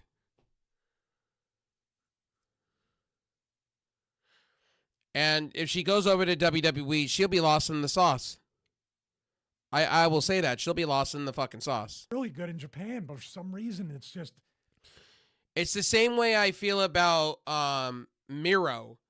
I just don't see Miro working out in WWE. I don't see it. They're trying to do the same thing AEW tried. Me Borg, me strong, me beat. And it didn't work. I just don't think he's wanting to play ball. I think he likes the money more than he likes to play ball with creative. It doesn't feel like they're stuck. And the problem is with Triple H, and I've been calling out Triple H with this 50-50 booking thing. Why do you have Lia Valkyrie and Becky Lynch win titles just to lose them? And then you turn Becky Lynch fucking heel, which made no sense to me. I think she's going to be part of this new staple that The Rock's working on with Paul Heyman, and I don't get the work for this because The Rock with the... And I'm sorry, I'm going on a tangent in the morning because, like, I've been on one about The Rock, and I know people are going to tell me I don't know what I'm fucking talking about, and I'm just an idiot. But The Rock gave you Boss Man The Rock, and then automatically just doesn't show up for like 4 weeks. And I was like, okay, at least The Rock's going to show up 3. No, didn't show up 3 weeks, didn't show up 2 weeks, and here we are, John Cena winning, and all we get is Travis Scott. And I'm sitting back just going, what are we doing? And Travis Scott, and I have to hear from The Rock. Well, Travis, on Pat McAfee. Oh, Pat McAfee show. Oh, well, took courage. He's working hard. The guy almost fucking broke Cody Rhodes' neck in the fucking ring. You're telling me this guy is a safe worker? Rock? You gonna put your reputation on the line, Rock, and say that? Come on. Bro, who are you fooling with? Like, who are you fooling, Rock? Dwayne, who are you fooling? I watched the whole Pat McAfee thing, and who's Dwayne fooling? Who's Dwayne fooling? I love Dwayne Johnson, but who are you fooling? Stop gaslighting the fans, bro. I read through The Rock. Rock is doing this corporate shit, and you know who else did this corporate shit? Your predecessor that you were a part of his corporation called Vince McMahon. Vince McMahon did the same shit. And I wouldn't be surprised if The Rock tried to go after New Japan Pro Wrestling. I wouldn't be surprised because WWE thinks that they control everything. They think they're number one. That's why I appreciate MLW, AEW, all these smaller promotions for being around because I don't want to see WWE have a foothold. I do not like when it's happening with graphics cards. No. I'll take that back. Nintendo.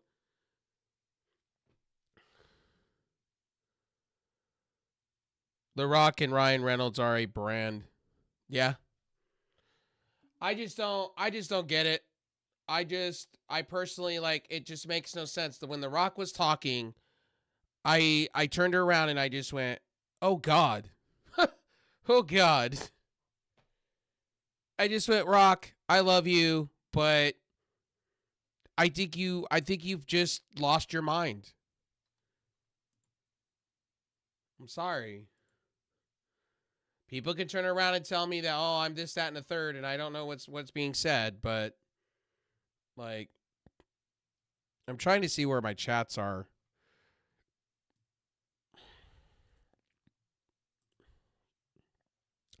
The Rock, Ryan Reynolds, R.A. Brand. I didn't even realize they were. Not surprised. By the way, I'm not trying to be mean towards WWE, and I want to make this clear. I love WWE, but I just don't like seeing companies buying out small companies. It's kind of like how NVIDIA is treating the consumer right now. It's not okay. And I do not like when bigger company, and I don't like what's going on in the MLB with the minor leagues. I don't like that. Like, I disagree. I disagree with Manfield, what he said about having dual teams in the same state. I disagree with you. And he's another one that's an idiot that has no idea. What he said about the Oakland Athletics was the most absurdist thing I've ever heard in my life. Please, Rob Manfield, go have fun in Minecraft, brother. Seriously. You make me angry. When I hear you talk about, oh, well, gee willikers, to the Oakland Athletics fan, let me stick out the middle finger in your face and basically tell you, oh, there's another team up in the Northern California. It's called the San Francisco Giants. All fans should just go move over there. And I'm like, you might as just hawk a loogie in every single Oakland Athletics fan's face. Triple H replaced The Rock. Watch. Triple H will be replaced by The Rock. I could see this one coming. Watch. The Rock will bury his creative in the whole interview, the PR mess. Yeah. Oh, yeah. Which I didn't understand. The Rock could have satellited in from Hawaii. He could have done a million things. To me, I feel it's going to be The Rock, Heyman, Seth, Braun Breaker, and Cena, all in this power group. And is The Rock going to be there 100% of the time? That's going to be the question. I just feel like wrestling fans are up for a rude awakening. And this has always been The Rock. It's The Rock show. It's never been about the fans. And I love Dwayne Johnson. Look, I have respect for Dwayne, right? But whatever shit he's on right now, this power trip shit, I think it's going to end up hurting WWE personally. I just think I think it's going to hurt. I think it's going to hurt WWE long term. I do. I'm sorry. I think people are going to get fed up with the bullshit, and it's already happening. I'm already fed up with the idea of, okay, Rock, you're not going to show up at Mania, but you're going to do this hokey pokey shit because you didn't want to steal John Cena's spotlight. What spotlight were you stealing? John Cena was favored to win anyway. You could have just came in and screwed over, could have bludgeoned. And then I said on night 2, if you go watch my review, night 2, right? Go watch my review about night 2. I said right then and there with Icon. I said straight up. I turned around and I said, they should have just had John Cena win cleanly. Why do they need all the extra hokey pokey stuff? Just have a great 40-minute match and have John Cena win cleanly. I would have respected WWE for it. And then The Rock could have said, I'm doing a million other things, and then that would have made sense to me. Plus, why has WWE gone political and endorsing? Well, because I can explain that one is because Roman Reigns, all of them are all pro right side. That's why. Who knew? Who knew Roman Reigns was pro? I didn't know he was pro Republican like that. I didn't even know like that. To me, honestly, and I'm going to be honest, and I know I've spoke about tariffs and shit, and I've talked my fair share of on this channel since you've been gone about tariffs. I'm in the middle. I don't care about either side. But I just don't like when, I personally don't like when athletes turn around and they tell me about their politics and then they want to spoon feed it back to me and tell me I need to deal with it. And it's like, no, I'm sorry. I don't need to listen to you. I'm here being a paid fan. I don't need to hear your extra shit. I need you to just do what I pay for. I'm coming and paying you for the right to watch you wrestle. I don't need to hear everything else. It's like the NFL, right? It's like the same thing, and I love Cam Newton to an extent, but I didn't like all the extra hokey pokey shit. I'm buying your merchandise and all this. I don't need to hear you go left, right, third. I don't need the extra stuff. Just do your job. Do what I come to pay you for. What my money goes for, your contract. I don't know. I don't want people taking it as like, oh, well, why can't sports figures not speak the way they want to speak? Aren't they human beings too? You're basically, no, I'm not saying that. What I'm saying is a lot of the times when you hear these sports athletes talk, it's disastrous. And it makes them look really stupid. Styles fitting. That's why I appreciate a lot of wrestlers keeping it wrestling, right? Like Stone Cold Steve Austin, like, a lot of the new wrestlers out there, they don't speak politics. They speak about movements and shit, but they don't speak about, like, what their political standpoints are in the world. Like Anthony Bowens, like, right? When he talks about the LGBTQ and all that shit, right? I respect him because he's not forcing it down people's throats. Like, he's not putting his foot on your fucking and telling you to deal with it. You know what I mean? In too much. I think sometimes athletes take it too far. WWE put their... And Roman Reigns, when he spoke about our current regime, I was like, bro, that's just a bad take personally. Who's giving you the clearance to talk like that? WWE these past 2 weeks have made everything about everything else, including debunking on, or dunking on AEW when they should have been focusing on WrestleMania. Oh yeah, true. When they took shots at AEW when they made the announcement about AAA, did you not notice that? Did you notice that they took shots during WrestleMania Night 1 and Night 2? It's like, guys, I'm all for the competition, and I get AEW does it too, and I'm not a fan of that either. Just stick to wrestling, guys. Put on a good show for the fans. I don't need you to go to the fourth wall and talk about each other's company and what you guys are doing and why. Just put out a good content. It was like, for instance, Swerve Strickland, right?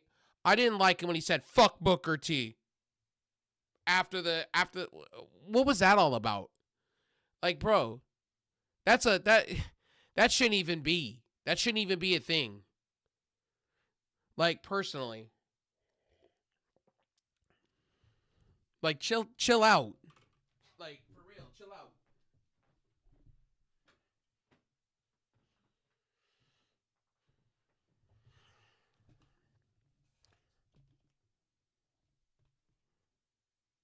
Well, the problem with WWE, and I've told you guys this, and by the way, guys, I don't mind talking tons about wrestling. I'm back better than ever, baby. We're talking wrestling. We're talking all the stuff, okay? I'm having fun, so don't think you're wearing me out or anything like that. The last couple of months, I've been worn out more about real life shit than I have talking wrestling, to be honest with you. I'm glad I'm talking wrestling more. It's better than what I'm dealing with in my life, so I don't mind talking wrestling days, months, years. But yeah, honest opinion, look, both companies need to stop talking about each other, and what I'm more worried about is WWE trying to screw over AEW with buying companies. I think I am not a fan. Hypocritical prick and saying WWE doesn't bench people. Yeah, they do bench people. You want to go there? Let's talk about it. Let's talk about this. They bench players. Okay, Karrion Kross. Let's go there. This man just cut the best promo of his fucking life, work or not. Cut the best promo of his life. Shit all over AJ Styles. And this guy's probably going to get benched for it. Probably going to get benched for it more. Seriously, get benched more. AJ Styles was benched for 7 months before he showed up, before people complained. The guy was healthy and he was benched for 7 months. Wasted 7 months of his career on the bench. Like, let's go there. Like, where's Nia Jax been lately? Okay, not existing. You're bringing back CJ Perry, right? It just, to me, there's so much talent WWE has that they're not even utilizing. Like, for real, for real. What's the other one? What are the other ones that they've been benching for a minute? I mean, I could just go on and on. Alexa Bliss is another one. So, I don't have an answer for that. Can you pause, mute yourself, Alexa? Thank you. Mrs. Bliss has been ridiculed to coming back and then being derailed. And then she says on Twitter, she's like, oh, well, I don't know when I'm coming back. Carmella was benched for... Carmella, literally, I know she was pregnant and had kids, right? She was on a podcast saying she was ready to go and she was benched. She just got told, you're a B-plus player. That's where you're going. They didn't even bother to put her on shit. They should just release Omos or send them back to... They should just release Omos, to be honest with you. Omos is a waste of time. It's like, here's the thing. And by the way, I want to make this very clear. I'm not trying to shit on WWE. I'm not saying WWE's garbage or anything like this. I'm just saying that if you're going to tell me AEW doesn't use wrestlers, well, let's talk about AEW. Let's talk about WWE not using talent. Like, misutilizing talent. Look at Cedric Alexander. They misutilized him for a while there. Bobby Lashley, the Hurt Business. They went and they didn't pull the trigger on that. And you want to tell me Triple H is not racist? Come on now. I had people telling me, oh, Triple H ain't racist. Okay, why will he never put on a main roster show an black, and I'm probably gonna get in trouble for this, African American black, whatever you slice and dice, however you, whatever, I don't know which one because people get sensitive about either or. So I got to watch my P's, stop my Q's and all that shit. And if they wouldn't have it's like the New Day. The New Day heel turn has been a joke. And then when I say the black athlete, let me be honest with you, they wouldn't have the Hurt Business as a faction in WWE, which made no sense to me. Bobby Lashley should have been multi-time champion at that point. They didn't want to make him the face. They have no faith in him. That's how they value the black athlete. That's just how they see it. That's how Triple H views it. And take a look at Carmelo Hayes. Carmelo Hayes has gone nowhere. Gone nowhere outside of winning the Andre Battle Royale. This guy should have been Intercontinental Champion already. It's fucking bullshit that this guy is being treated like he doesn't exist. Come on now. I haven't watched WWE in months after the debut. They have phoned it in.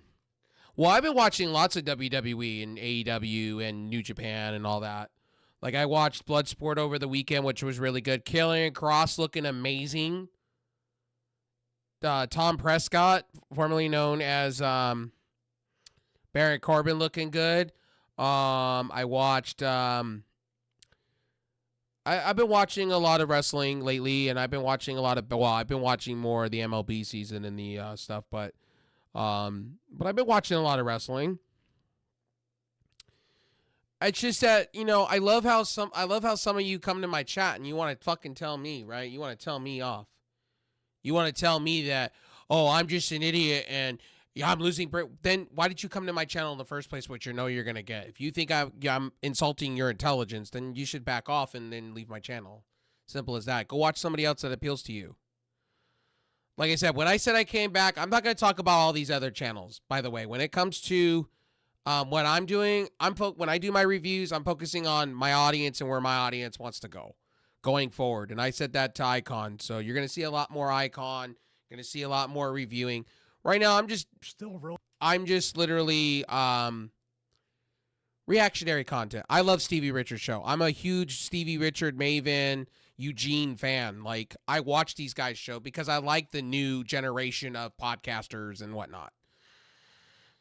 Not everything has to be literally, you know, Jim Cornette or Dave Meltzer or any of these people out there. Like, I appreciate the new media that's out there that's covering wrestling. Like, I appreciate takes from Romero, you know, the guy that co-hosts with the Stevie Richards. I appreciate it because it's new.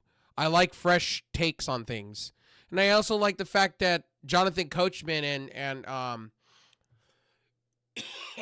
that's doing a podcast and his co-host is literally Vince Russo. I don't like Vince Russo much, but Jonathan Coachman, it's nice to see him doing podcasting. Nice to see him have a channel and talk about these wrestling things.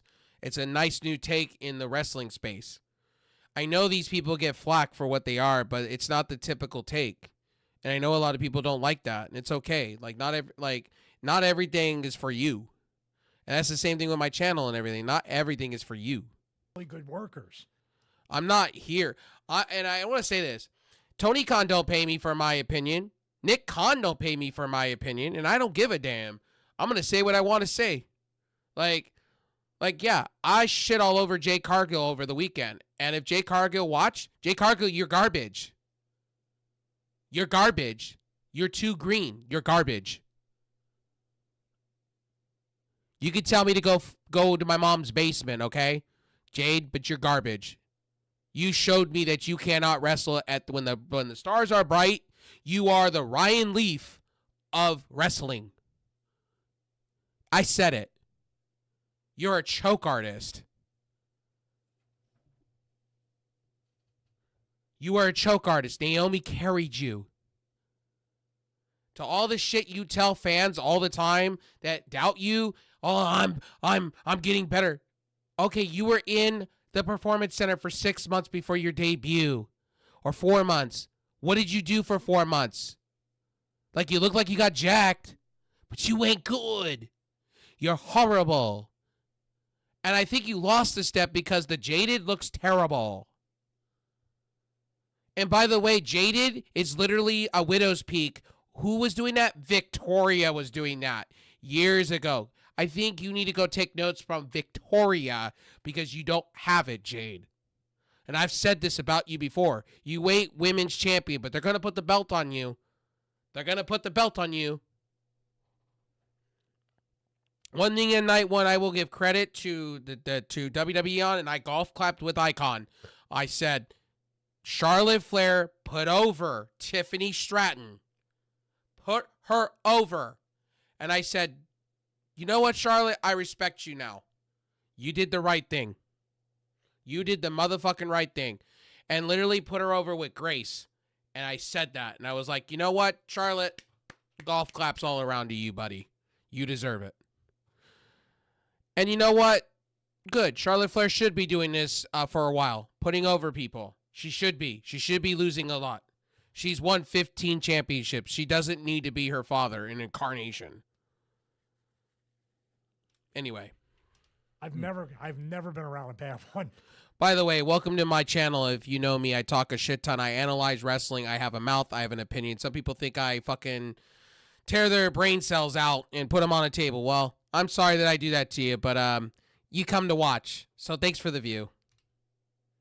To the doubters and the bootlickers of WWE, thanks. Thanks. By the way, stop white knighting.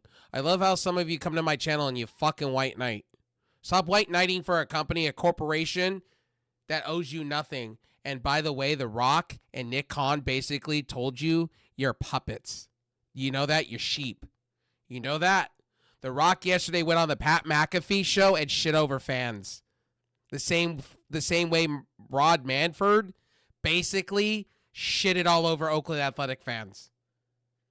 The Rock lost a lot of respect for me last night or yesterday. I respect Charlotte more than Becky at this point. At least Charlotte didn't screw over Bayley. Yeah. I'm not a big fan of Becky Lynch right now. I don't know what they were thinking about turning her heel. It made no sense. So Jeff Cobb was my guess just because we just needed great workers. And when you framed it last time, saying he's almost 40 years old. Sorry, my capture card makes Stevie Richard look like he has a farmer's tan. He doesn't have a farmer's tan. That's just the saturation on my capture card. My bad. We'll get a better capture card that makes him look actual decent. He gets to make that money. I was really happy Down the road. and hopeful it would be Jeff Cobb, but Joe Hendry deserves that spot too, to be in that. Not this exact one we're going to talk about, he deserves. I don't know if you guys agree with me or disagree with me on this one, but Joe Hendry, I just feel like is going to get fucked at the end of the rainbow. I think he's going to get screwed over. I don't think he's going to be. I just feel WWE's building him up like they typically do, and I just don't feel like he's a main eventer in WWE. I just don't see it. I really just don't see it. I'm sorry, but I just see like I don't know. I like Joe Hendry. I just feel like it's a Bobby Roode situation when we were doing the Glorious thing.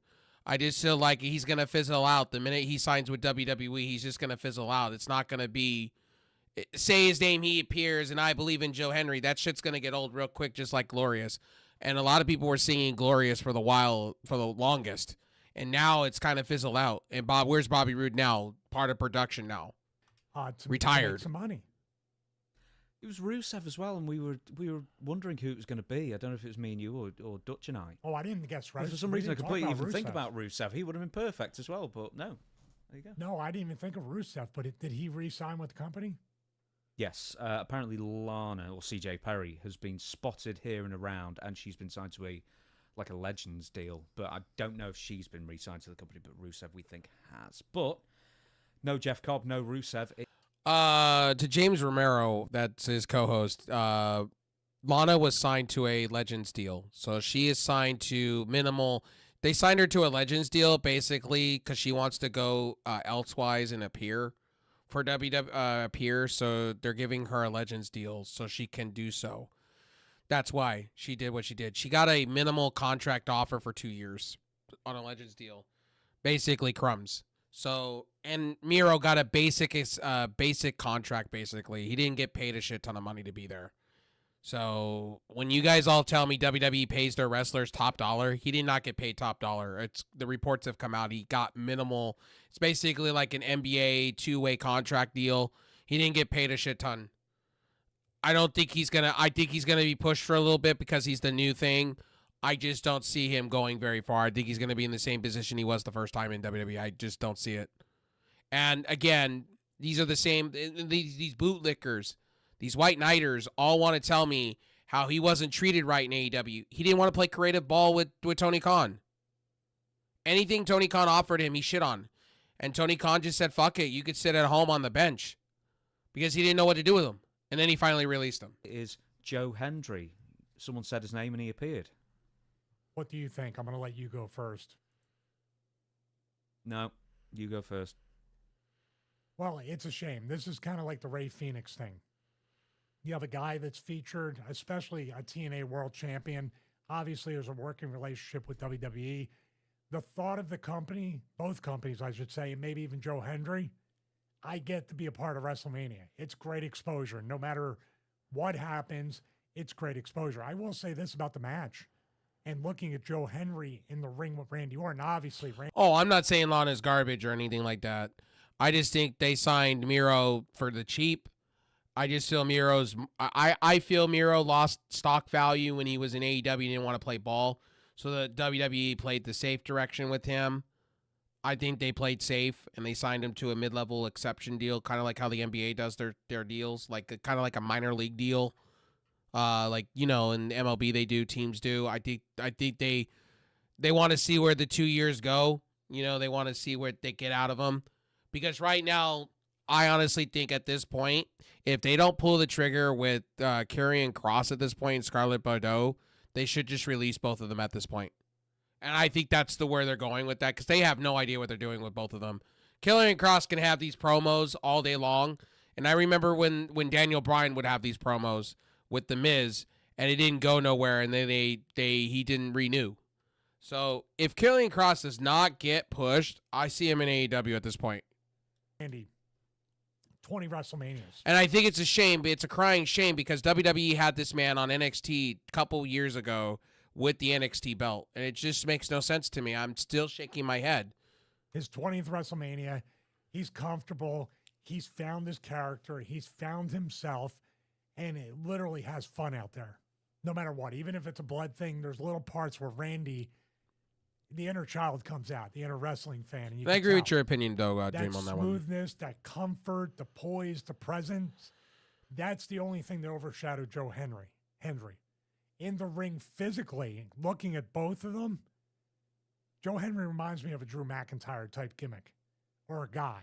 Starting out, he's got the thing, but there needs to be a gear change and some kind of more of an edge to Joe Hendry, because they cheer for him and all that stuff. It's fun, but like I said before, I agree with Stevie Richards here. I agree with his take on this, because the problem is with Joe Hendry, he's going to fizzle out. It's going to be a Bobby Roode situation where he's going to come into WWE. He's going to start out hot.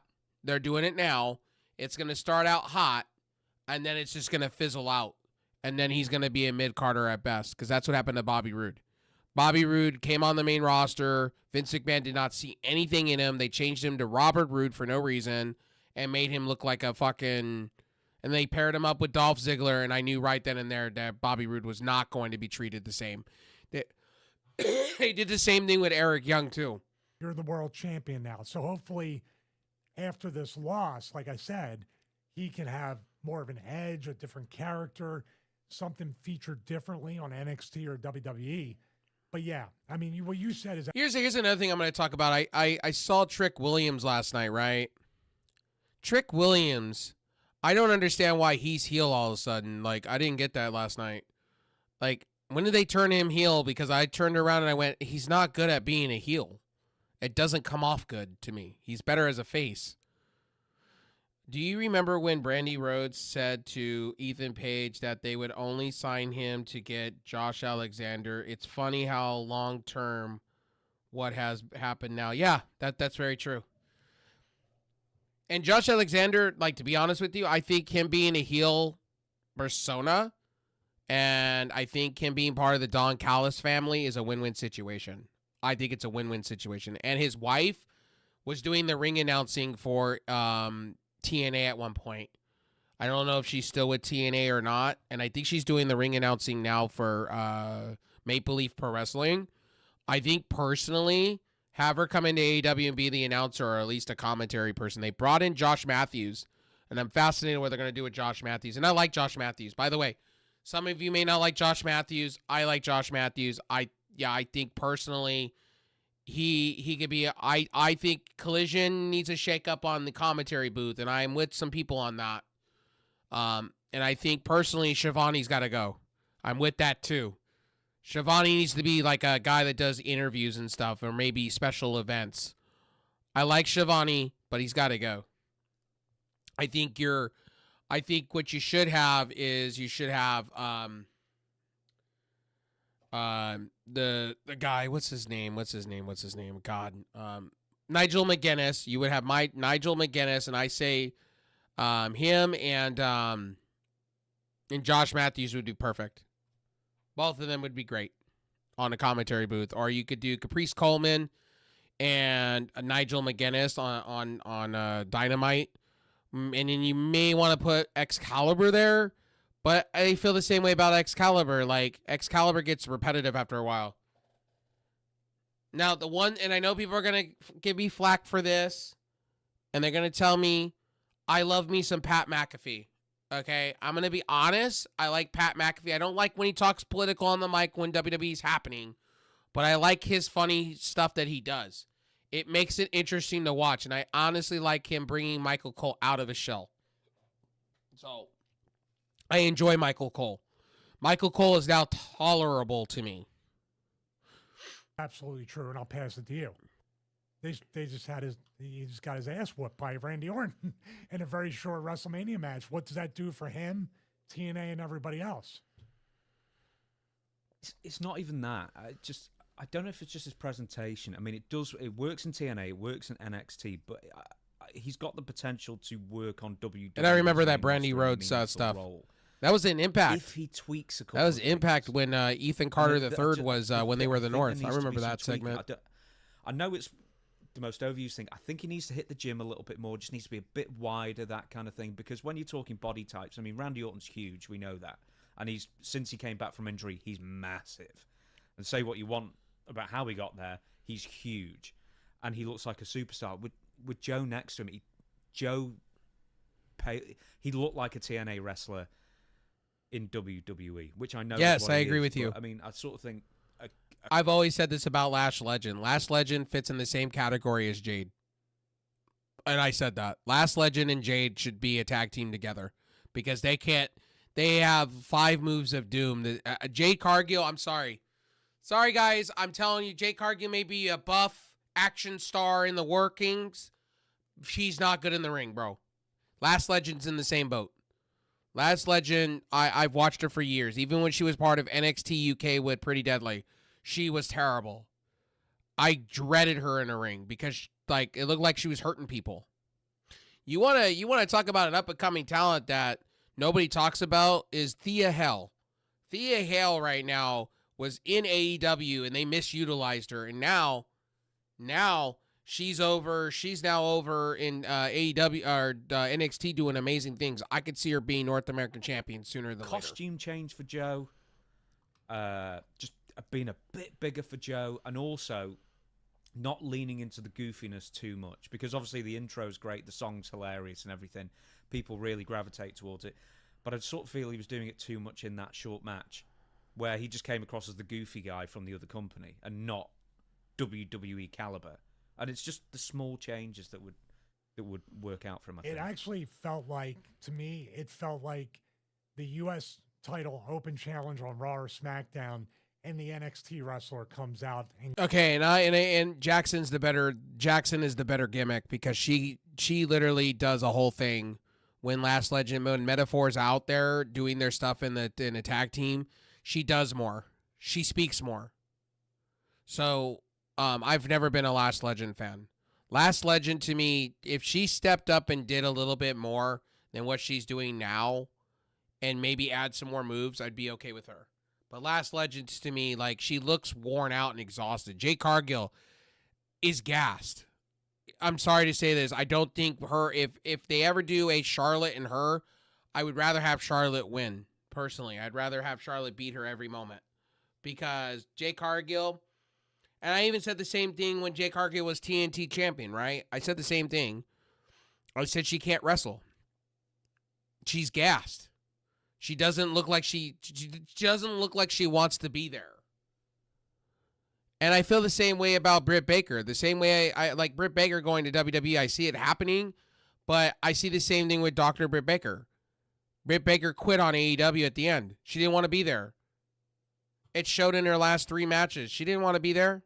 She looked gassed. She looked bored. She looked disinterested. And that hurts the fans.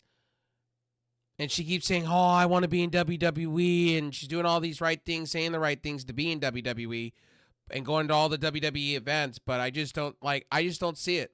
I see her entering NXT. I do.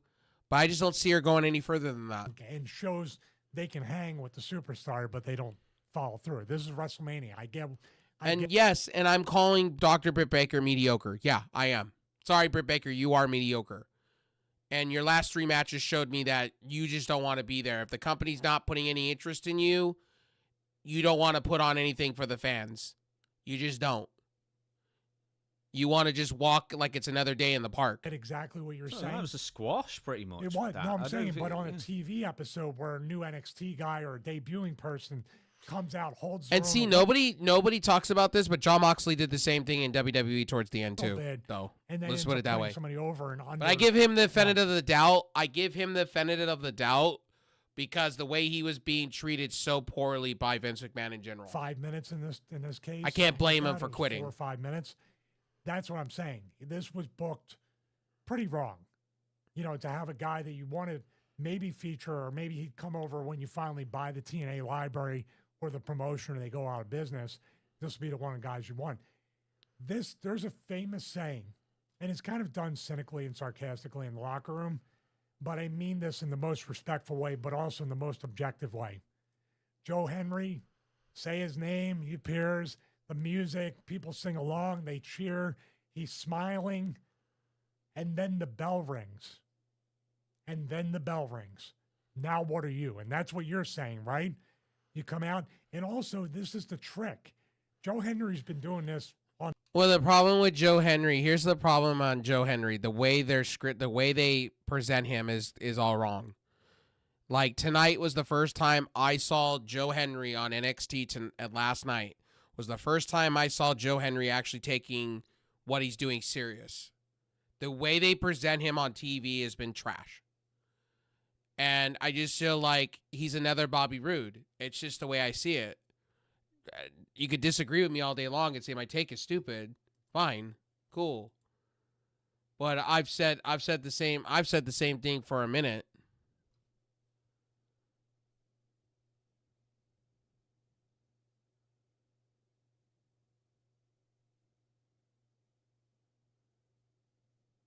Yeah. Well, what I was basically referencing to John Moxley was what I was basically getting at with John Moxley was this on him was the fact that he quit on WWE towards the end, but it was justified. I was trying to find somebody that I could reference to Britt Baker, but on the Britt Baker situation, it's more if she quit on AEW. She didn't want to put on 5-star caliber matches. And I just don't see Britt Baker working out for WWE either. What happens when scripting doesn't go the way she wants and her creative goes the way she wants? You know what I mean? So that's just my humble opinion. But on NXT, going back to my NXT statement, like Joe Henry looked like he was hungry. Like he wants to be there. And unfortunately, I think Joe Henry's coming to the end of his rope, to be honest with you. I do. I think it's going to come to a point to where, it's my opinion, I feel like his character is starting to lose momentum. The indies over there in England and Europe and everywhere before he even got the TNA. Yeah, he's 36. He's not a young man no, in he's the not, game. But he was yeah. doing it with Drew back on the indies, singing the songs. He always did a parody song for who he was wrestling in the entrances. He's always done that. The problem is, here's the double-edged sword. That literally got him to the dance. But now, you're on a real, in my estimation, in 2025, with people's attention spans, you're on a short pitch count to really tweak. Like you said, you need to tweak sooner rather than later. I agree with that. And talking about Joe Henry, this is the thing about Joe Henry. And this is the problem with wrestling right now. It's the problem, and I'm not making fun of the newer generation. I am not. The problem is with the compared to my generation, okay, when I was a kid, we got involved with all the wacky shit. And I reference Joe Henry to Goldust and Booker T, or Booker T and Stone Cold Steve Austin, right? We were entertained over the stupidity shit, right? We loved the stupidity, hardcore matches and the stupidity comedy matches. The kids these days that are growing up, and it's not to everybody, it's that the attention span is not there. It's just not there. Like the whole Yeet thing, I appreciate Jey Uso, but that's going to come to a point where people are just going to turn on him eventually. And it's sad because people, like, he's put in the work. Obviously, he's gotten better as a wrestler over time. And I just think his shit's going to go to the wayside here soon. I've already told you how I feel about Jey Uso. Jey Uso's going to lose that title to Braun Breaker eventually. I think that's what's coming next. Before the people really get tired of it. Because that's what it is. This dude can work. I've watched his stuff outside of even TNA. He can work, and he's not a small guy. He looks small next to Randy, but he's a huge guy, comparatively speaking, especially in TNA. But he needs today to figure out what to give them next so they can go earlier, like Bill Belichick and the Patriots, our American football team. Better to let go of a guy, in this case a character, too early rather than too late. If they do it too... The problem is with Joe Henry is say his name, he appears way too soon. It's like how I feel about Randy Orton and John Cena. Everybody's saying to me, oh man, how do you not like John Cena and Randy Orton going at Backlash, his hometown? Because Randy Orton's going to lose. Randy Orton's going to lose.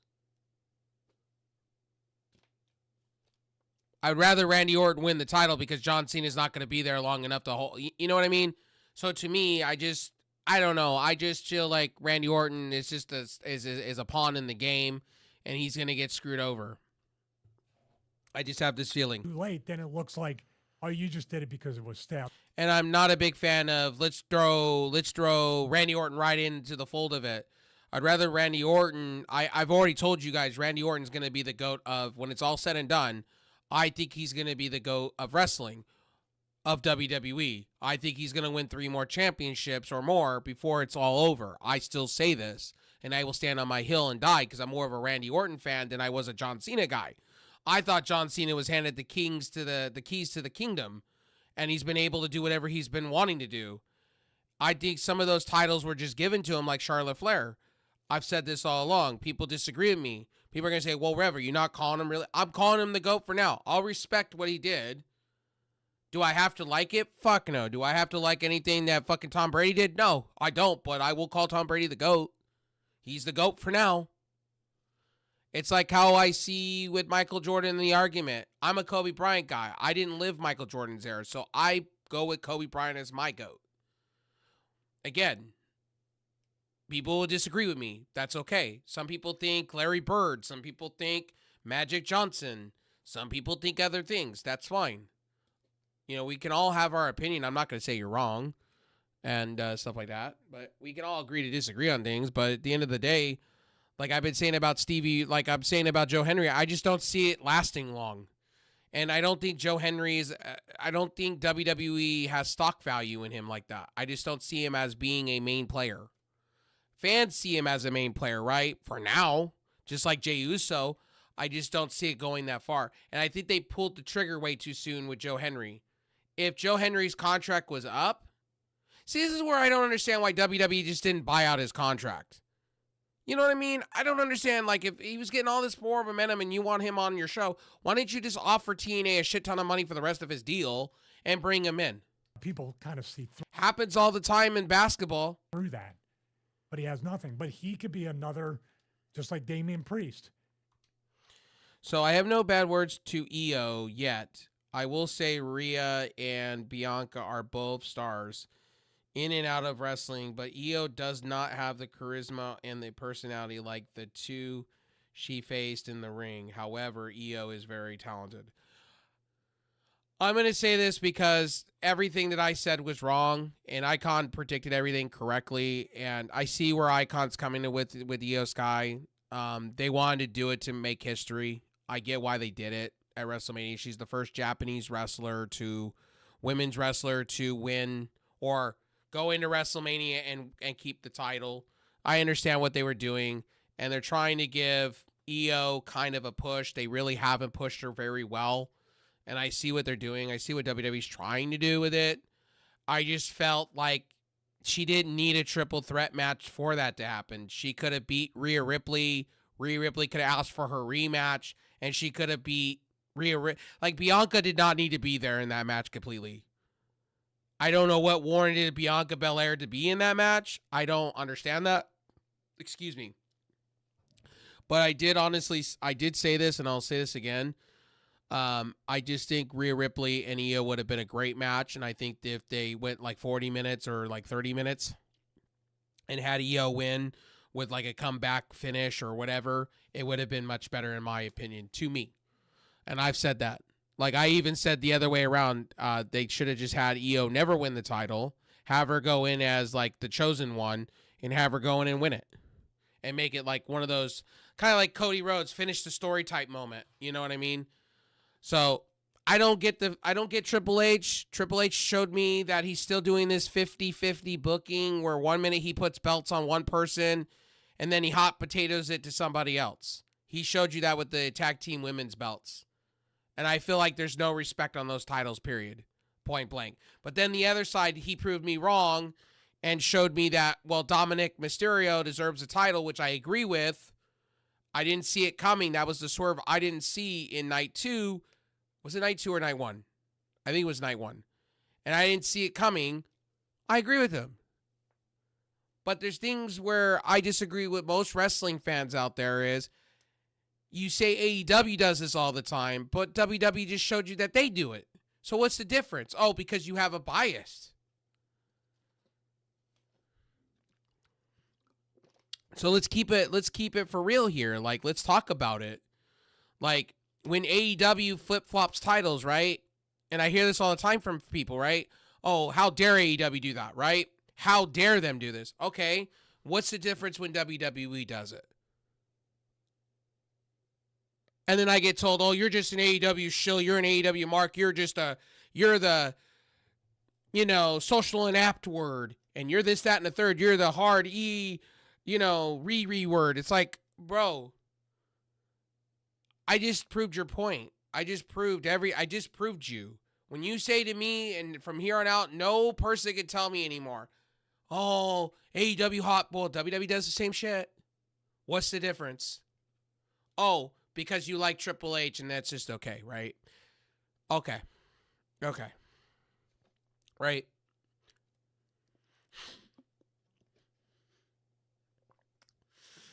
Damn, I'm on one today.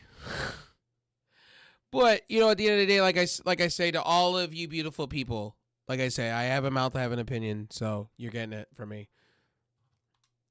I'm having fun. By the way, I'm having fun. Joe Henry could be another Drew McIntyre, and dare I say it, I don't see Joe Henry being the next Drew McIntyre. I get where Stevie Richards is coming from, but I don't agree with this one. Joe Henry's more connected in social media and all this other stuff. He might find that thing easier than a Damian Priest. I don't think he needs to betray the previous character. Damian Priest has lost a step. WWE is going to stop pushing him. I think he fell out of main event material. That showed you at WrestleMania with that street fight that he's not main event material. To make it in WWE, because obviously WWE is so interested in having Joe Henry on. He's on Royal Rumble and WrestleMania. Well, the reason why they have Joe Henry is because he's a carny act and the crowd's into it. That's why. I see the same thing with Trick Williams when they do the whoop that trick shit. It's going to be the same. I used to hate Dominic. Now I understand him. Glad he has a champion that his deadbeat dad doesn't have. Yeah, I've always liked Dominic. I've told you guys I think Dirty Dom is great. I can't wait to see his Latino Heat stage. What he does. I can't wait to see him take over the Judgment Day as the new leader, or starts his own faction. I think it's gonna be fantastic. Like Dominic Mysterio is so young, sky's the limit with him. Like and I've had this conversation, right? I know people are gonna tell me that I'm wrong, but I like Logan Paul, the wrestler, not the person, the wrestler. I royally enjoyed AJ Styles getting beat. Because it played into the old school look and feel, how I saw wrestling as a kid. Like, Logan Paul plays my old school wrestling vibes all the time. Right? So, that's what I give Logan Paul credit on. Logan Paul is going to be a great for WWE for quite a while.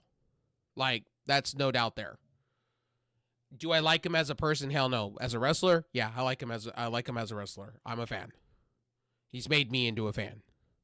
I like what he does in the ring. It reminds me a lot of MJF. Straight up. Like the way he acts, the charisma. Yeah, he acts like MJF. Just put a suit on him. Put a suit on Logan Paul. Trust me.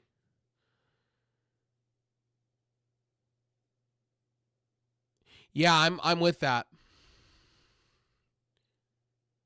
I can't wait to see what they do with him as a Latino Heat type deal. This is things with Triple H I agree with. Like Dominic Mysterio. He's young enough. Build him up. What is he, like 25 now? 26? Yeah, like let him fly. Let him do some things. Let him crash and burn.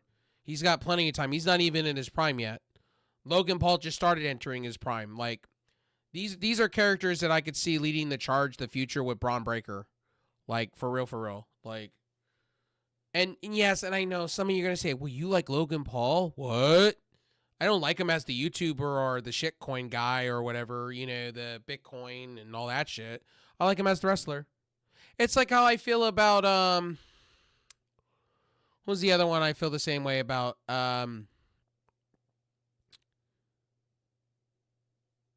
Chris Benoit, same thing. I don't like him personally as a person. I think he's a shitbag, but we don't know all the answers to the situation. but I loved him and adored him as a wrestling fan. You know, as a wrestler, the character. Chris Benoit, the character, I enjoyed. Chris Benoit, the person, that's up to be determined because we don't know the whole story on that. Like, yeah, what he did was wrong. Yes, he's a shitty human being, but we don't know the whole story. We don't know. Like, so many versions of his story has been said to this day. Like, it's like a myth. It's like a legend. It's like, what did he really do behind closed doors? You still to this day, books are being written, and then there's movies being made supposedly about him and biopics and shit. So we don't know. And yes, I just brought up Chris Benoit, and I know some people are going to go, man, you like them as... Yeah, I still go back and watch old Chris Benoit stuff. Like, I'm not going to, like, just be, erase him from history. I'll still watch him because there's still good matches that he had. Him and Eddie, him and Shawn Michaels, him and Bret Hart, him and WCW, him over here in ECW. Like, I'm sorry, but that's just how my mind operates. And I know not everybody agrees with me with that. It's like Brock Lesnar, right? Brock Lesnar's a shitty human being outside of wrestling, but the character I enjoyed. Like, I could separate the character from the person. There's a difference. I don't have to like, for instance, right? I don't have to like, I can like the player, but I don't have to like the person outside of that. I could differentiate those things. Just personal opinion, you could disagree with me. I know a lot of you could disagree with me and say, what? I know people are going to hit that dislike button already and the fucking unsubscribe button, so I get it. But those are my takes. For goodness sake. But just you talking about, he does a different song for every person who's wrestling, etc. like that. Do you know what it reminds me of? And do you know what he could fall into the trap of being? Now, a wrestler that I could sit here and legitimately say that I don't like both ways is Hulk Hogan.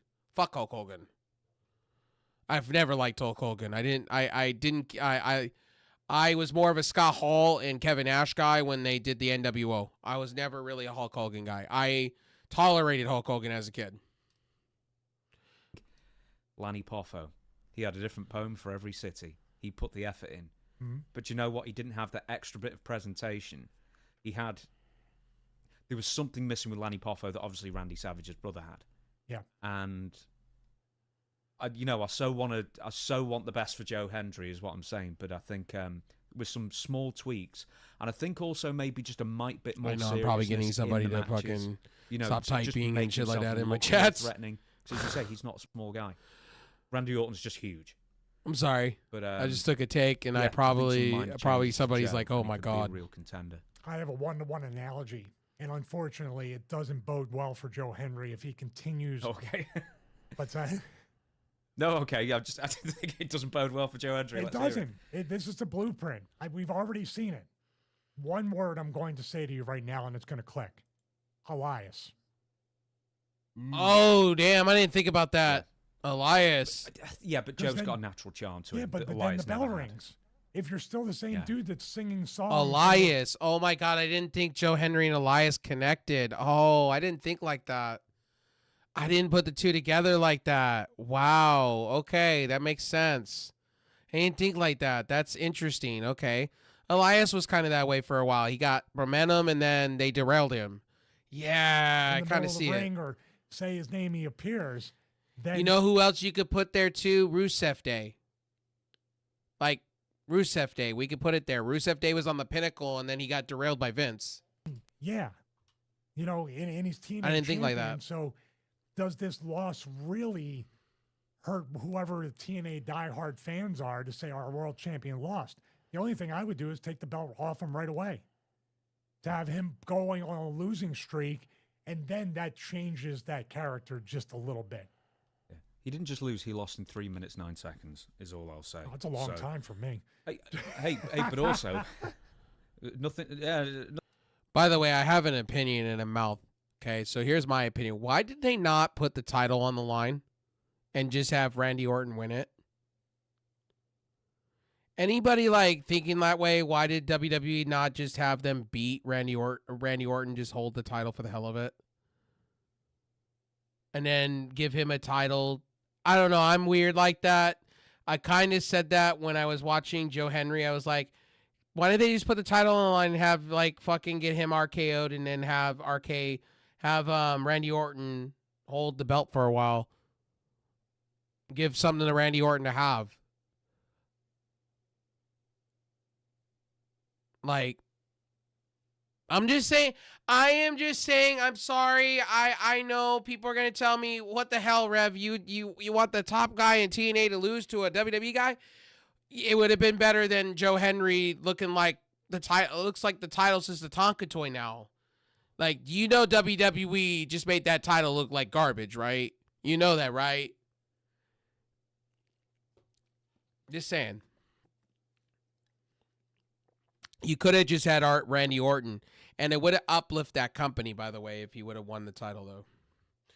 I really think Joe Henry should have got on the mic real quick and said, hey, look, and then instead of being a 3-minute and 15-second match, that could have been a 20-minute match or more. Would have made that middle of that show better, in my opinion. Nothing about your private life now, Steve. 3 minutes. Thanks, Stevie Richards, for giving me that. Last match on WrestleMania. What are you talking about? Oh, you were talking about wrestling. Oh, okay. Oh, you son of a bitch. Hey, hey, what are you, a pervert? How many careers for this?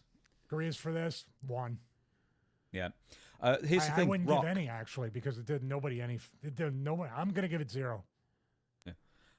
The Rock. Guess what he also did? He also played guitar, did those great segments. He was still The Rock.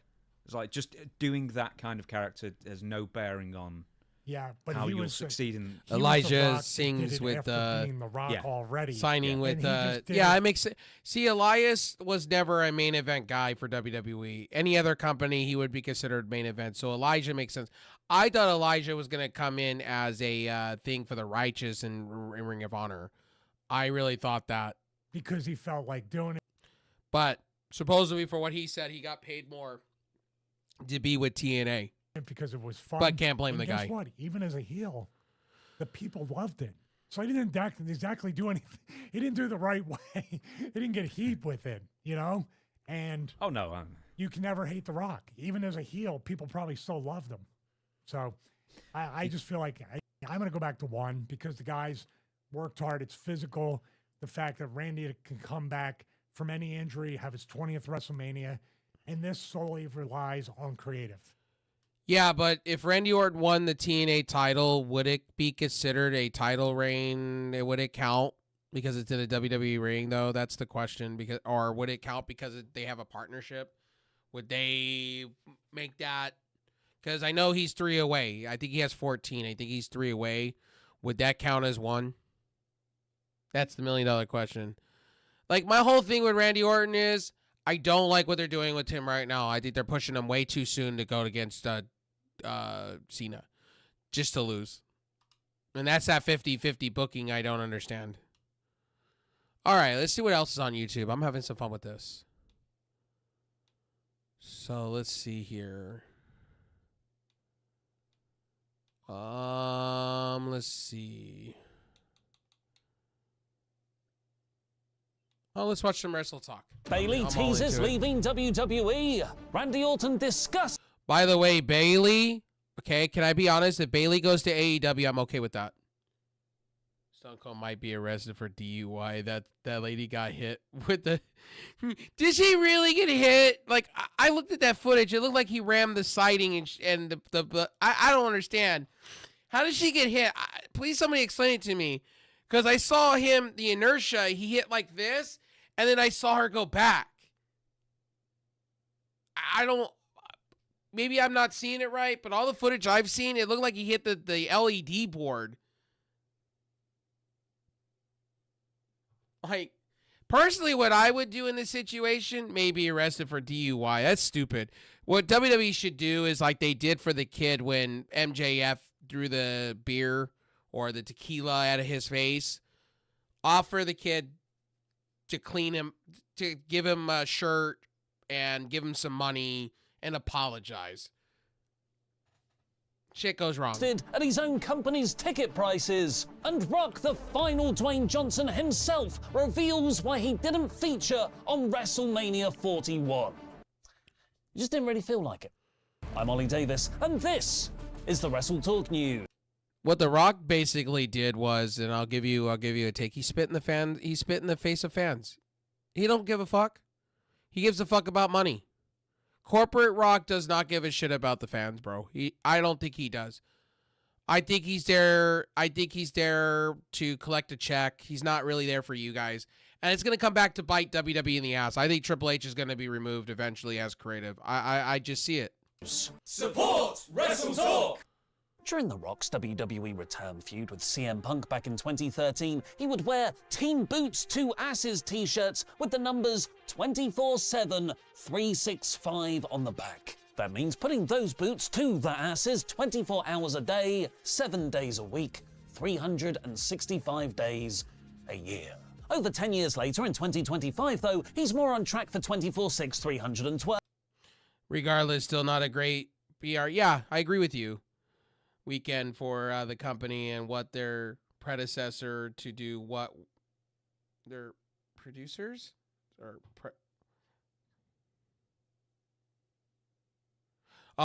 predecessor to what predecessor to what's going to happen in the main event. Yeah, I agree with that. Because in the main event of WrestleMania 41 Night 2, where Cody Rhodes was defending his WWE Championship against the heel John Cena, the same John Cena who sold his soul to The Rock 6 weeks prior at Elimination Chamber, The Rock didn't show up.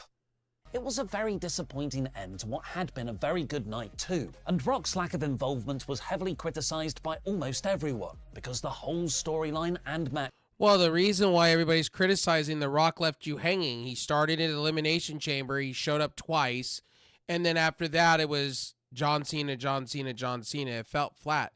That's why I was saying, like, where was John Cena? Like, here was my $1 million question.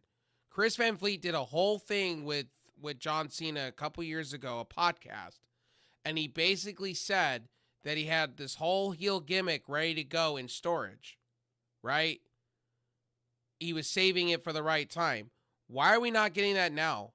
Why are we not getting John Cena's new music, as he said on Chris Van Vliet? I can go pull that up for you guys here and show you he said this. So I feel like John Cena is holding back, and we're not getting the full heel turn John Cena wanted to make. Or The Rock is holding it back. One of the two. It just seems to me like somebody's not on the right page with somebody. And now hearing all the reports that are coming out, The Rock just looks like a fucking a-hole. Which felt like it had been designed around the final boss turning up to finally give Cena the payment for selling his soul to him. But it turns out that payment was the Grammy Award-winning musical artist Travis Scott. And by the way, can we have a talk? Travis Scott, never wear that hardcore title ever again in a ring. Seriously. Do not ever do. You disgrace my childhood with that. Do not wear that title ever again. And I'm sorry to all the newer generation kids out there that love this kid, that love him to pieces. I'm sorry. I'm so sorry to say this to you. I don't know what people see in him. I don't understand why WWE's doing the rap gimmick shit. But honestly, there's better rappers in the world. You had freaking Jelly Roll. Let me be honest with you. You had Jelly Roll in your audience. Why are you not partnering with this man to make music for you? Like, I'm sorry, Travis Scott ain't it for me, Chief. And I'm sorry, it just shows he's so not a good worker. He's trash. At least he could take a Cody Rhodes crossroads, though. Wearing a replica hardcore title. He kind of deserved it, to be honest with you. In the wake of many, because he almost killed Cody Rhodes in the ring, busted his eardrum. He made a video link appearance on yesterday's Pat McAfee. And here's another thing that I didn't understand with The Rock. Why is The Rock sweeping for this kid? That's the thing that I don't understand. Why is Dwayne Johnson sweeping for Travis Scott that almost injured your top wrestler that you see the future in? It makes no sense to me. You busted his eardrum and almost broke his freaking neck by him standing on him. That I still haven't gotten over that. McAfee show to explain the and I blame Dwayne Johnson on that one. Fuck The Rock for that. Real reason he wasn't at WrestleMania, and the story starts all the way back in February. The Rock revealed in the interview that about a month before the Elimination Chamber PLE, where Cena would turn heel, the final boss, Ari Emanuel, who is the head of not just TKO, where Rock has his board seat, but its parent company Endeavor, called him to personally ask Johnson to appear at the Chamber show. Apparently due to ticket sales being low, and Emanuel wanting that PLE to be a must-see event by itself, rather than just a stop on the road to WrestleMania. So what is Artie Emanuel basically saying about his company? Is he saying that his stars can't get over? That's what it basically tells me, that Cody Rhodes is not a draw. Rock had a phone call with Emmanuel, Nick Khan, and Paul Levesque to throw around ideas for what he could do with another WWE run, which was probably quite awkward because Rock had decided to resolve his year-long feud with Cody Rhodes the month before that on the Netflix debut of Raw. They came up with I didn't ever understood that, why The Rock automatically said he was, like, gave Cody Rhodes his flowers, and then all of a sudden turns John Cena heel on Cody. That made no sense to me. That's what I didn't understand with all this either. It's like, if you're going to turn John Cena heel, turn him heel. And let him do his little spigot that he was going to do before. The idea that the final boss character no longer wants championship titles or money. He wants people's souls. And specifically, one person's soul, Cody Rhodes. What makes no sense, he wants to collect souls. I was all for it. I'm like, let John Cena bury people. I'm cool with it. Make a faction out of it. I'm cool with it. You could have the new version of NWO. I was cool with it. I was all for it until The Rock didn't show up, and then we're now finding out that it's a bunch of bullshit. Turning him heel, which The Rock claimed lots of fans wanted to see happen. A week or two later, presumably trying to scramble to find a way to deal with this massive spanner that had just been thrown into his year-long Mania build machine, Levesque suggested that Cena sells his soul to The Okay. All right. So I'm gonna take an L on something that I'm gonna take an L on. So I dished on Kendrick Lamar for his Super Bowl thing, right? I said, how he shouldn't be at the Super Bowl and how it was stupid. The NFL, screw the NFL. It should be. I had a chance to listen to his music after the fact, the songs that he made. I enjoy his stuff.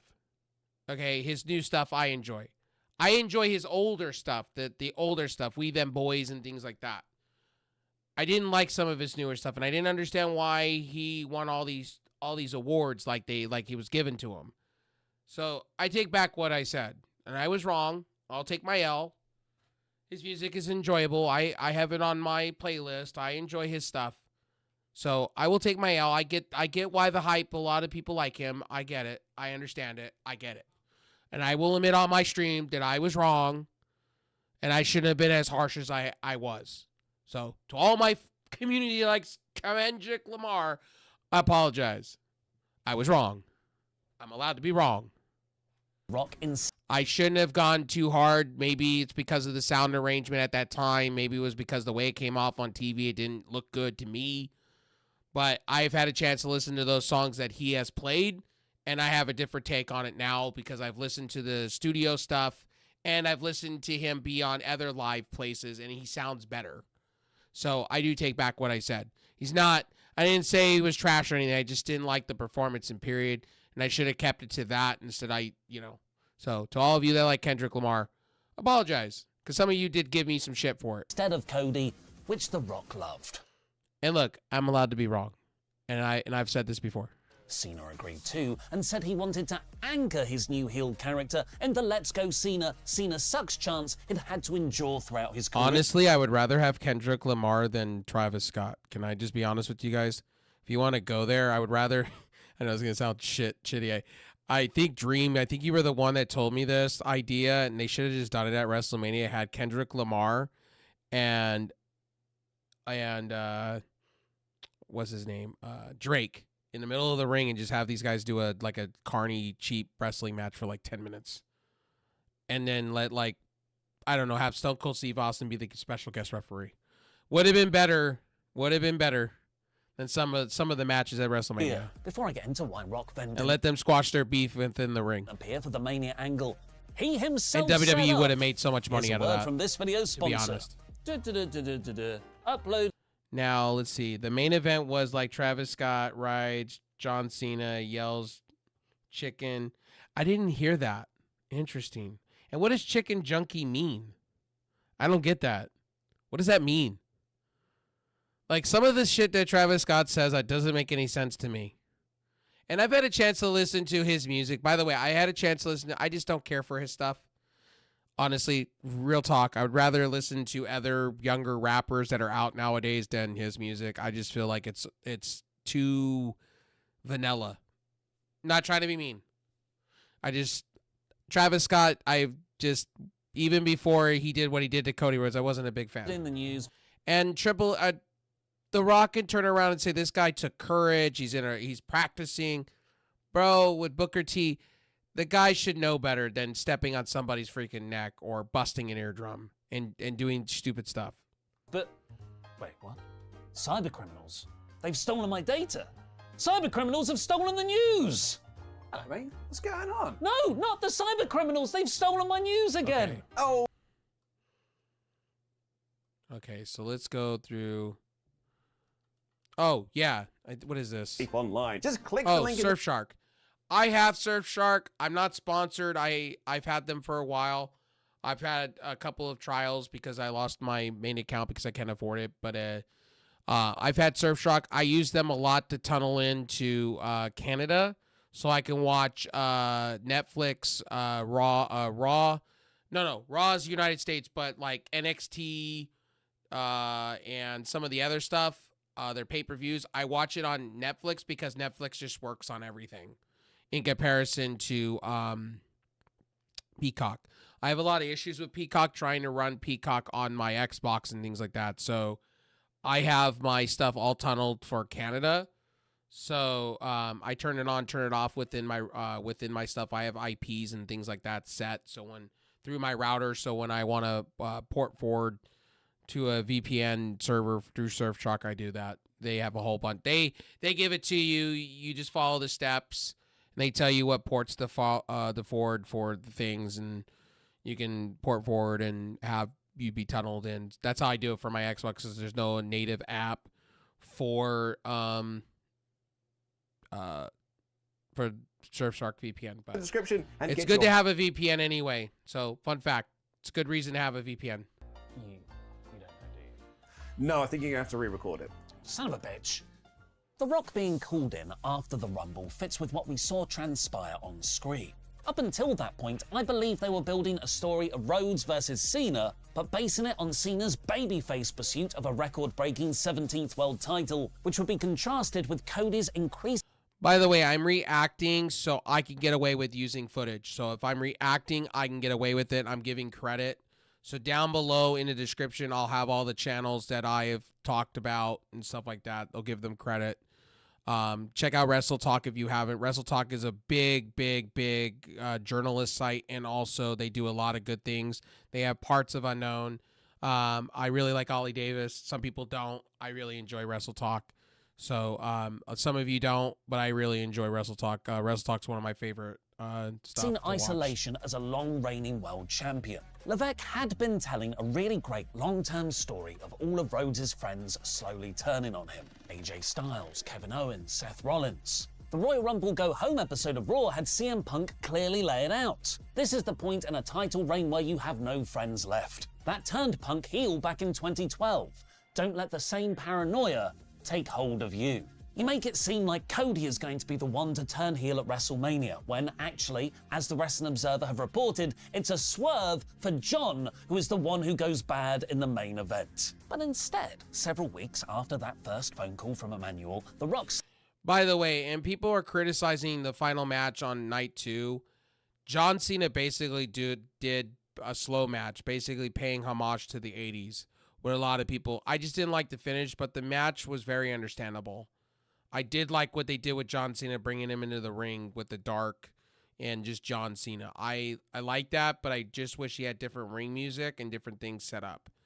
But I understood the match. It was paying homage to the 80s and 90s wrestling.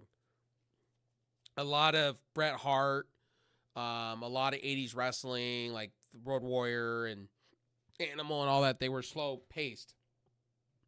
And John Cena did do other moves than just AAs. He pulled out some stuff I didn't like, a spinning tornado DDT. I haven't seen him do that in forever. So I don't think the match was garbage. The ending was garbage. The way they went about it was garbage. The match as a whole, it's old school 80s wrestling. I know some of the younger audience doesn't understand that. And Triple H comes from that learning tree of Pat Patterson. He said that in his own Hall of Fame speech, right? So they were trying to do something, but it didn't come off the way it needed to come off. And I'm not justifying the garbage finale. I'm just saying it didn't come off the way people expected it to be. Suddenly announced he'd be appearing on the 20th. Chicken is as a meme from Minecraft movie. That post was a joke. Oh, I got you. Okay. I haven't seen the new Minecraft movie, but from what everybody's told me, like, there's only like 15 minutes of goodness in that movie, and then the rest of it's just garbage, and it's not like the Minecraft game, and a lot of people said I could just skip it. 1st of February. And I'm just going to go with the consensus. If a lot of people are just telling me, don't waste your time, wait for streaming, I'll just wait for streaming for it to show up.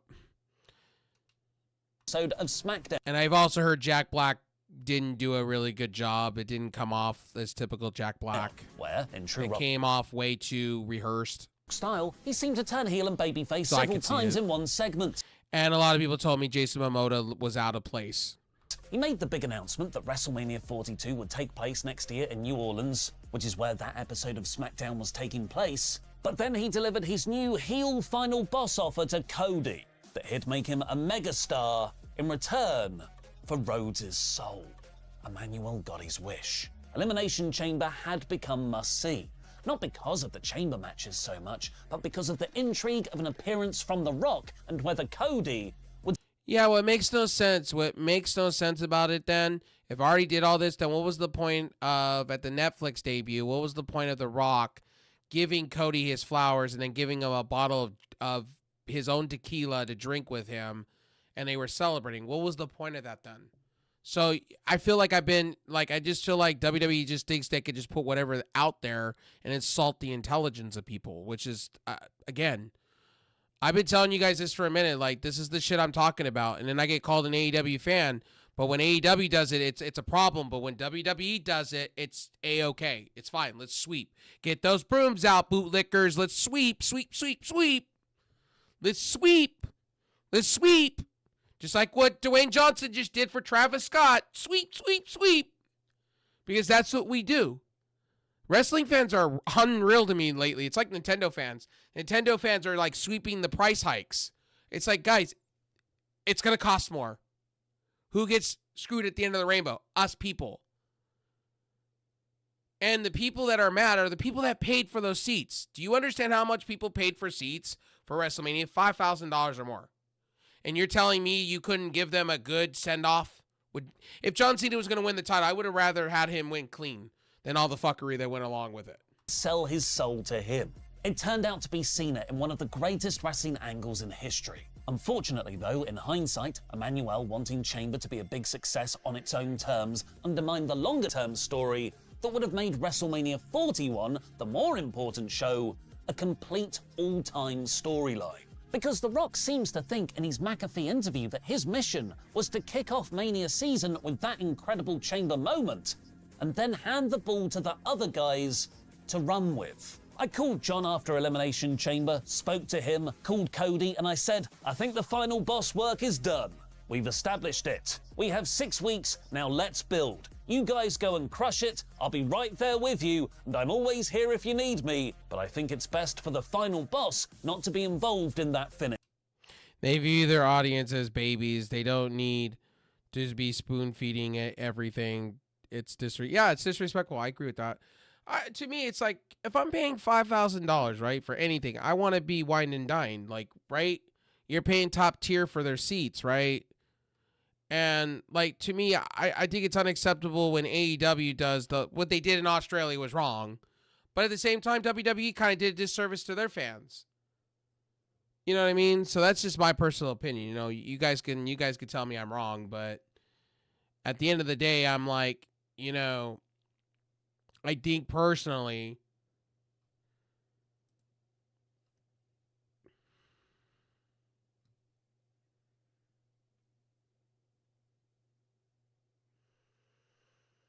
that there's just no need 6 weeks to plan for that. I knew then the best thing for the final boss. We've established this idea with Cody's soul and remember that, audience. We know better than you mentally.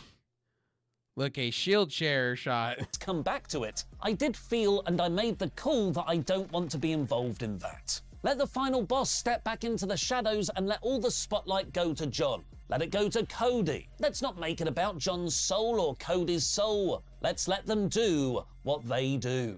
So humble, almost as humble as Triple H. To The Rock, the storyline then became about Cena's mission to ruin professional wrestling.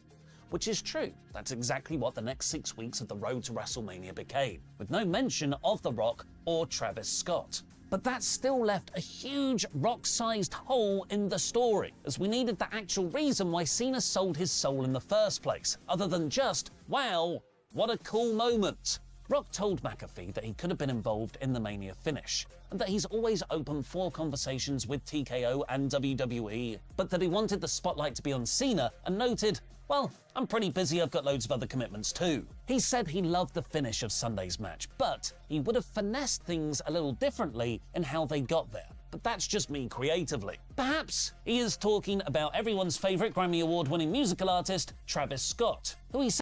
Travis Scott's a Grammy Award winner? Wow, what? Wait, what? What? What did he come out that was so great? Because every music I've heard from him has not been that great. It's been actually mediocre. I'm sorry. The stuff. If I had to hear the ving, ving, ving again, I'm gonna cry. Said he loves, but he was surprised to see him involved. Mostly. I'm gonna say this to some of the younger audience of mine, right? No disrespect, none at all to all of you. I love you guys. You guys know this, but a lot of you don't realize that WrestleMania used to have really good theme songs. And like, for instance, when they did the Lady Gaga song, because I've been listening to it off the Chain, her new album, Personal Celebrity, when they were doing the whole thing for Tiffany Stratton and Charlotte Flair, right? Music makes things work. Like when you show off storylines, right? Like if you show the history, that's all I'm saying. Back in the day when it came to music in wrestling, it meant something. It makes the storyline feel larger than life, right? When you do Saliva, ladies and gentlemen, or Entertain, right? When they did Stone Cold and The Rock, it made you go, oh my God, this is a real thing.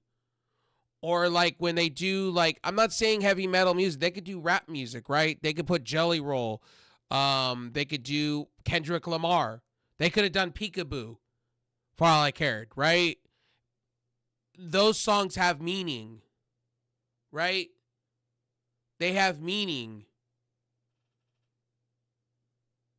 You know what I mean? They could have done that song, Peekaboo, to literally, no joke, to the John Cena, to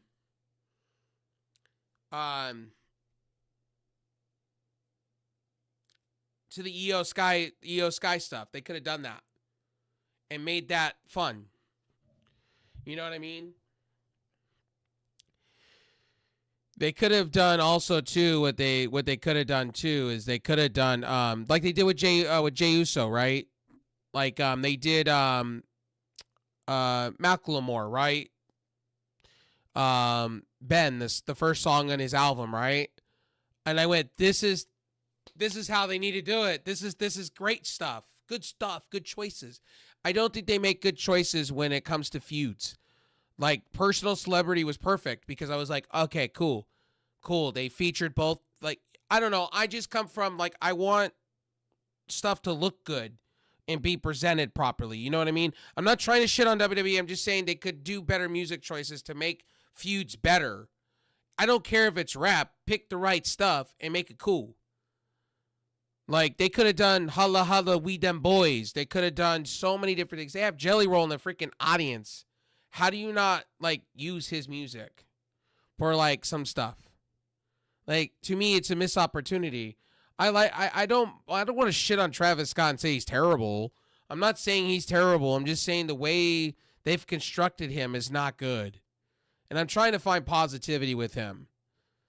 Yeah, either you are committed or not. The Rock only cares about himself rather than the selflessness, and showing up for the company. Yeah, exactly.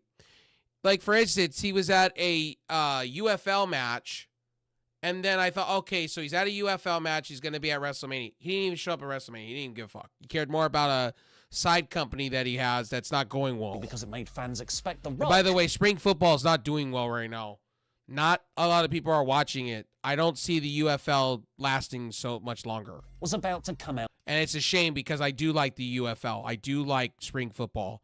I just think the way it's even with The Rock with that, he doesn't know what he's doing with it. After him. I knew the moment I saw Travis, well, that immediately amplifies, here comes the final boss. Some parts of it I would have just adjusted a little. And The Rock's and I'm going to be honest with you, Rock's an idiot. I'm going to call him an idiot for the UFL because he's not working with major markets. He's working with the Midwest teams, right? He needs to be working in the major markets. For instance, the Sea Dragons of Seattle, he totally said Seattle doesn't need a team. And it's like, no, you need to put a team there. That was your high-rated fucking audience. And then he says it's too much money. Like, which one is it? So the thing about Dwayne Johnson I don't like about him is, like, business-wise, he only thinks about what benefits him and not anybody else. A bit more. I would have finessed it a little bit more. I saw what it do coming. you think of The Rock's explanation? Let me know in the... And basically, him and Triple H are the same thing. If you really go there, what does Triple H want to do? Triple H wants to take NXT and make it into territories. What does The Rock want to do? He just wants to buy shit to buy shit. The comments down below. And not give a fuck about fans, Low period. I'll be replying, it doesn't matter what you think. But even with a critically panned final match, Oops. Would you do a show with Lucas if you were on a show?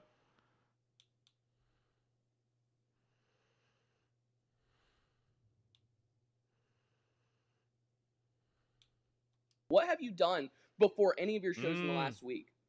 Oh, bro, What- you know what? what I've been prep work talking have to you put fucking in? guests every single day trying to arrange days for people to come on. Yeah. Wow, what a show! I've been talking to guests that nobody Dude, fucking. that Dude, was that's literally literally every fucking talk show on the planet. How long have you been alive? 18 years. Have you ever 18 watched a years. talk show? That is Dude, it looks literally like the you've been premise here of for a every damn talk long show time, bro. is How having fucking rough guests. has your life You been? prepubescent Eminem wannabe fuck. Why can't you say what you would do on the show? Because, dude, if you... Oh, shit, okay. All right. Sorry. Unhealed back in That's brain cell 2012. inducing. Don't let the same Sorry. paranoia take hold of you. That's what I watch Make a it lot seem of. like Cody is going to be the one to turn 'Cause heel I at like WrestleMania, drama, when actually, and I like as the fake Wrestling Observer drama, have so, reported, sorry. it's a swerve for John, who is the one Yes, guys, I like Locale Live. Okay, yes. Okay, Keemstar's a genius. I'm just playing. who goes bad in the main event. Going to hell for and that one. instead, several weeks after that first Guys, I want to be clear with you guys. When I say I'm going to hell or things like that, don't take me serious. Please don't. I joke around. I kid around. Some of you take my shit so serious. Like some of you that, like, when I say, oh, go do yourself in Minecraft, you know, you guys take me serious. Don't take me serious. Please don't. I told you guys when I came back to this, I'm getting back to the old Rev Sauce. We're going to have some fun here. It's not going to be constantly going on tangents and whatnot. It's going to be having fun. And talking wrestling, I'm having fun. I'm in my element. And when I talk about certain things and, you know, some of the stupidity things I watch, don't take me serious. Please don't. Some of you do, and it's like I feel bad because you guys do. It's a lot of it's a bit. A lot of it's just for fun. I'm just joking around with you guys, and I know some of you have a line. I get it. But I'm just having fun with you guys. Like, look, we can all disagree. Like the other day, like some of you disagreed with my takes with wrestling, and that's okay. I'm cool with that. Let's have a discussion. Let's make it into content. Let's have some fun. You know, like that's what I'm about here. I'm not like any other wrestling channel out there. I'm here to have fun and discuss and have a good time. I don't care what you think of me. I care about what my main core of audience cares about. You know what I mean? Like that guy that came into my chat earlier and told me I'm losing brain cells listening to you. Well, okay, you're here watching me. Good, you're giving me a view. Have a nice day. Go watch somebody that appeals to you, and obviously you're a WWE fanboy. So okay, cool. Go watch the shows that you want to watch that appeals to your narrative. Like at the end of the day, end of story. I'm not here to appeal to somebody's narrative. I'm here to appeal to the people that want to have a discussion and be open about all wrestling companies. We're not here bootlicking for companies. We're here having an open mind and just sharing our love of our joy of wrestling in general. Like, it doesn't matter. TNA, NXT, AEW, don't matter. We're all here for the same shit. We're here because we love wrestling and we've been watching it for years.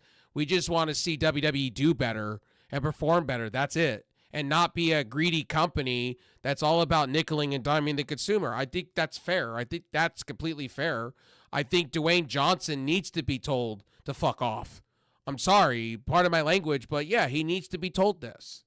And I think, you know, people are like, well, why didn't he show up? Because his hands weren't forced. He wasn't forced. Fans forced him when finished the Cody Rhodes story. Right? Rock swerved us this time around. And that's why I tell you, vote with your wallet. Have a say in things. Hold these people responsible. That's how you make change. That's what we did with Cody Rhodes. We weren't putting up with the whole idea of The Rock just having Rock and Roman. What did we do? We went on Twitter, we went on Blue Skies, we went on anywhere we could find, and we voiced our opinion, and we made Rock rethink. That's what you have to do with The Rock. More people voice their feeling about The Rock, the more The Rock will go, oh shit. And it's already showing. It's proving my point when they needed The Rock to come in and put the show over because they were losing ticket sales. Come on. I care about the quality of wrestling and storytelling. At least AEW is trying to put their foot forward. Even though I have issues, WWE is greedy and not putting any care. Yeah, but I look at it as this: like, all wrestling companies have their pros and cons. I try to keep somewhat of a mind of in the middle. And I've had a lot of people recently say, "Oh, I am as an AEW shill." Bro, I've been talking more WWE than I even AEW. Clock me. I've talked hours upon hours of WWE. Like, AEW this week's going to get this much talk from me. This much. And that's going to be Dynamite and Collision. And that's going to be about it for me. And maybe Ring of Honor. So at the end of the day, like, I don't know where you get in that divide that when it comes to wrestling, I like them all. Now, do I prefer certain things? Yeah, I like TNA a little bit. I like NXT a little bit. I enjoy both of those shows. I've been watching Reality of Wrestling, but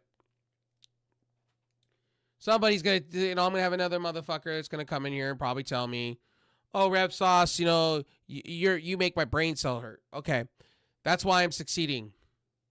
Like, the way I see about all this stuff, all the haters that come by my channel, the way I see it is you're giving me a view, you're giving me traction, you're pushing me through algorithms, you're doing me a service. Keep hating because, like I said, you're doing me a favor.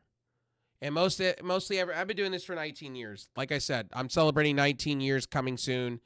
And I tell everybody this, in the game of streaming and everything that I do personally, there's going to be a lot of haters because you're not appealing to their narrative. Sorry.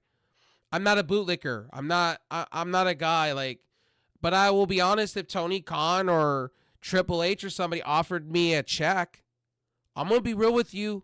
And I've been keeping it a buck. If they offered me a check, I wouldn't say no. That's life-changing money. It's a dream. I've always wanted to work for any wrestling promotion in the world. Trust me. If Nick Khan or somebody came and offered me, I wouldn't say no. And that's me keeping it a buck with you guys. I wouldn't say no. Will that ever happen? No, hell no. Hell no. I'm peasantry. I'll never be treated like that. But if I ever get to a media scrum, you guys will know. Phone call. It'll be an honor from whatever company. And if Tony Khan wants to pay I'm not going to say no to that. But I'll make sure to make content out of it and film it for you guys, to all of you that got me to where I need to be. Sure. 100%. But I wouldn't say no to either company. It's life-changing. It's a dream that I've always wanted. Like, why would I say no? Will I shell out for those companies at that point? No, hell no. I'll still be the same person. They could fire me. From Emmanuel, The Rock suddenly announced he'd be appearing on the 21st of Within reason, no. Within reason, because I'm under contract. I don't want to be sued. February episode of SmackDown, where, in true Rock style, he seemed to turn heel and babyface several times in one segment. He made the big announcement that WrestleMania 42 would take place next year in New Orleans, which is where that episode of SmackDown was taking And WWE's become like Nintendo right now. They're just too greed with money. Place. But then he delivered his new heel final boss off. And here's my question with Emmanuel, right? What?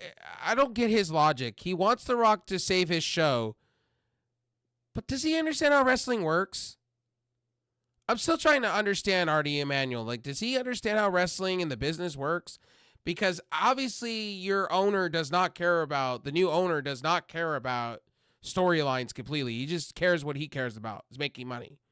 And whatever fans, the diehards want, fuck them, right? So For to Cody, that's just my that personal it'd make opinion him there. a megastar in return for Rhodes' soul.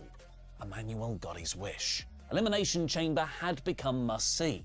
Not because of the chamber matches so much, but because of the intrigue of an appearance from The Rock and whether Cody would sell his soul to him.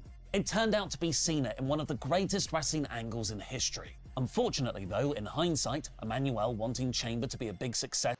Well, Rock missed the point. The point is, and I know I'm harping all day long about The Rock. The Rock missed the point. The Rock missed the point. It's all about story. And I think there is a divide between him and Triple H. I do agree with a lot of people. I agree with Jonathan Coachman. If you haven't seen Jonathan Coachman's interview or heard him talk, it's the truth. On its own terms, undermine the longer-term story that would have made WrestleMania 41 the more important show. Jonathan Coachman a was the complete right-hand man to The Rock at all-time once upon a time in storyline. WWE. Because The Rock seems to think in his McAfee interview that his mission was to kick off Mania season with that incredible chamber moment and then hand the ball to the other guys to run with. I called John after Elimination Chamber, spoke to him, called Cody, and I said, I think the final boss work is done. We've established it. We have 6 weeks, now let's build. You guys go and crush it, I'll be right there with you, and I'm always here if you need me, but I think it's best for the final boss not to be involved in that finish. 6 weeks to plan for that. My thing is, why didn't The Rock have a segment with John Cena saying, you're going to be the new final boss, and Cody has to go through you, and then set up, like, I don't get that. That logic is flawed by The Rock. I knew then the best thing for the final boss. We've established this idea with Cody's soul and can always come back to it. I did feel and I made the call that I don't want to be involved in that. Let the final boss step back into the shadows and let all... The Rock kind of contradicts himself in the Pat McAfee interview thing. He kind of contradicts himself, and I was going to say that earlier. He kind of contradicts himself. You don't want it to be one way, but you want it to be another way. You don't want to be involved, then why did you come out in the first place? See, I remember Artie Emanuel fucked up. It's all on him, though. He fucked up. I don't think he understands wrestling. Spotlight go to... and he thinks fans are stupid, right? And the problem is fans are not stupid. Most of us fans are smart. That's why we get called smart marks by MJF all the time. You fucking mark. John, let it It's go cute when to he says it. Cody. Let's not make it about John's soul or Cody's soul. Let's let them do what they do. So humble, almost as humble as Triple H. To The Rock, the storyline then became about Cena's mission. By the way, guys, if you're enjoying the content, make sure to thumbs up. Make sure to be liking. Make sure to be hitting all my social media up.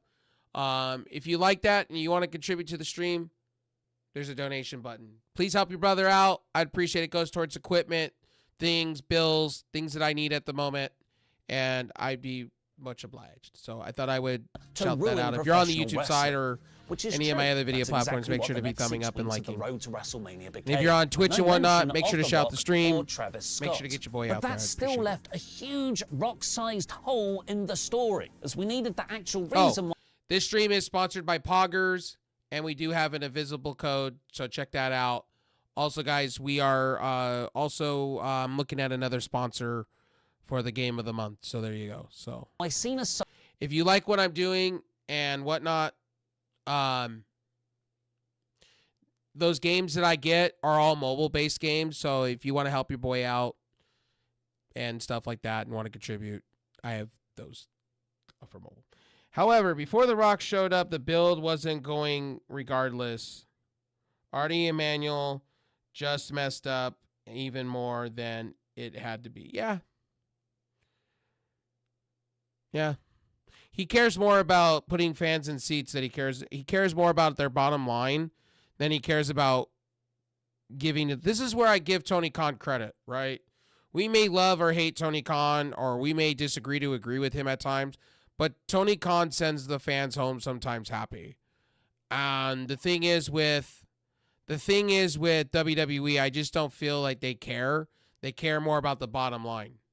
Sold his soul in the first place, other than just, wow, what a cool moment. Rock told McAfee that he could have been involved in the Mania finish, and that he's always open for conversations with TKO and WWE, but that he wanted the spotlight to be on Cena and noted, well, I'm pretty busy, I've got loads of other commitments too. He said he loved the finish of Sunday's match, but he would have finessed things a little differently in how they got there. But that's just me creatively. Perhaps he is talking about everyone's favourite Grammy Award-winning musical artist, Travis Scott, who he said he loves, but he was surprised to see him involved, mostly because it made fans expect The Rock was about to come out after him. I knew the moment I saw Travis, well, that immediately amplifies, here comes the final boss. Some parts of it I would have just adjusted a little bit more. I would have finessed it a little bit more. What do you all think of The Rock's...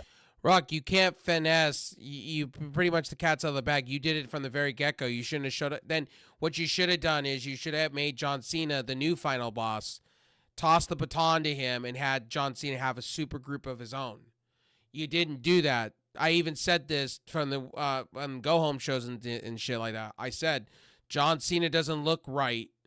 Like, you should have gave him his own music. You should have let him do the things that he was going to do. I just feel like a lot of this could have been better. Explanation? Let me know in the comments down below where I'll be replying. It doesn't matter what you think. But even with... Oops, my bad. Punk heel back in 2012. Don't let the same paranoia take hold of you.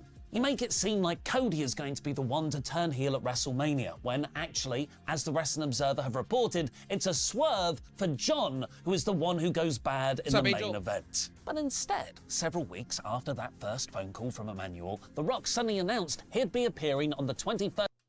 Well, the problem is with Triple H and The Rock, they both have the same egos, right?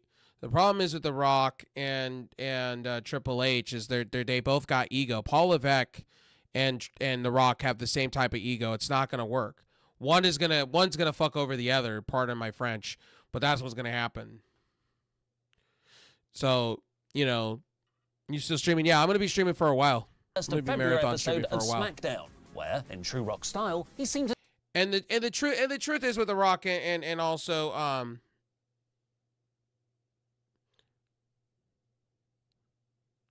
oh, gotcha.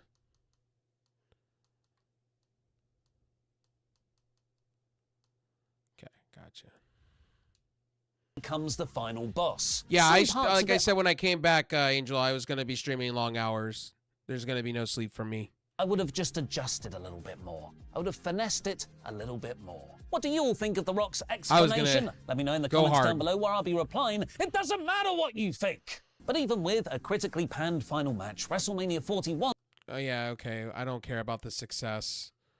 We obviously know WrestleMania 41 is success. The Rock don't care about fans.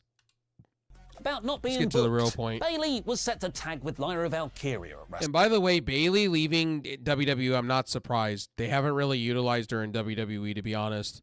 If she goes to AEW, she can pencil in real quickly with Monet real quickly, and they can have a super faction. It would make sense. WrestleMania, challenging for Liv Morgan and Raquel Rodriguez's women's tag team titles. And honestly, to be real with you, Bayley could be a different character in AEW, come in as a different character, look really good doing it, and win a belt doing it. But on the day before the match, WWE announced Bayley had been attacked. If Bayley came into AEW right now, first and foremost, you have her go into Ring of Honor and beat Athena real quickly. Seriously, you do. Reason why I tell you this, because then you push Athena to the main roster, and then you can have a three-way feud. Backstage. And Lyra would now I kind of be like her teaming going to with a AEW mystery now. partner. Good idea. That mystery partner turned out to be Becky Lynch. And the reason why, because I feel like Bayley's just going to be lost in the sauce in WWE. This is the problem with WWE. This is where AEW is going to benefit. AEW is going to benefit because they don't have enough women's talent. Burned through 2 years of normal Levesque booking in... Not like 5-star wrestlers. Like... Don't get me wrong, Chris Statlander's great and all, and I love her to pieces, but she ain't like a Bayley. Bayley was main event. Returning from injury.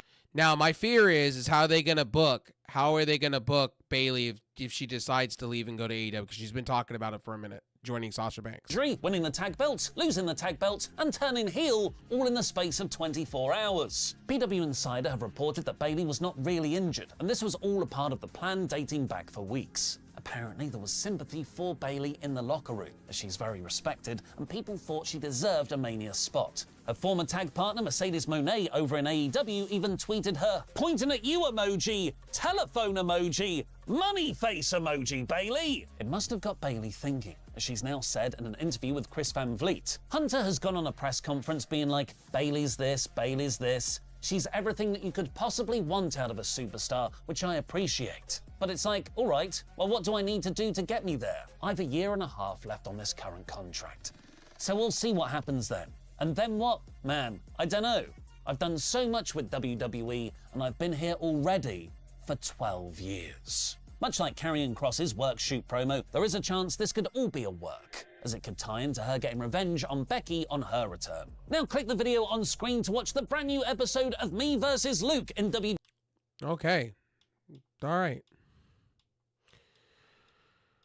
Oh, that was fun.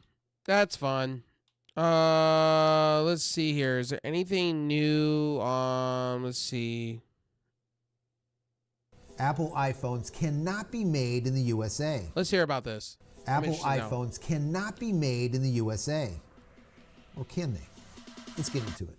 Hey everybody, welcome back to the channel. I like his Thank you video, so much once again for joining me JC for tea time today. Christina. We have a little I like bit of him a lot. Misty Morning, and that is it. The zing is so good. I hope you're joining me with your cup of tea, maybe a cup of coffee, hanging out.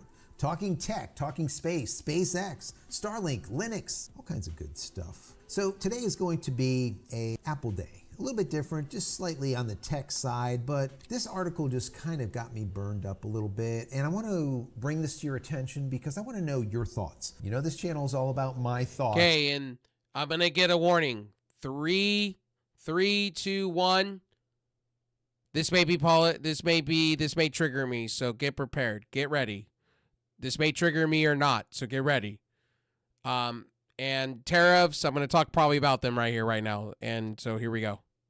Hope not. But most importantly, it's you down below in the comments, because you guys are what make this community as awesome as it is. We're sitting at about, what, 130-some thousand of you now? It's a lot. Let's get through all this bloat.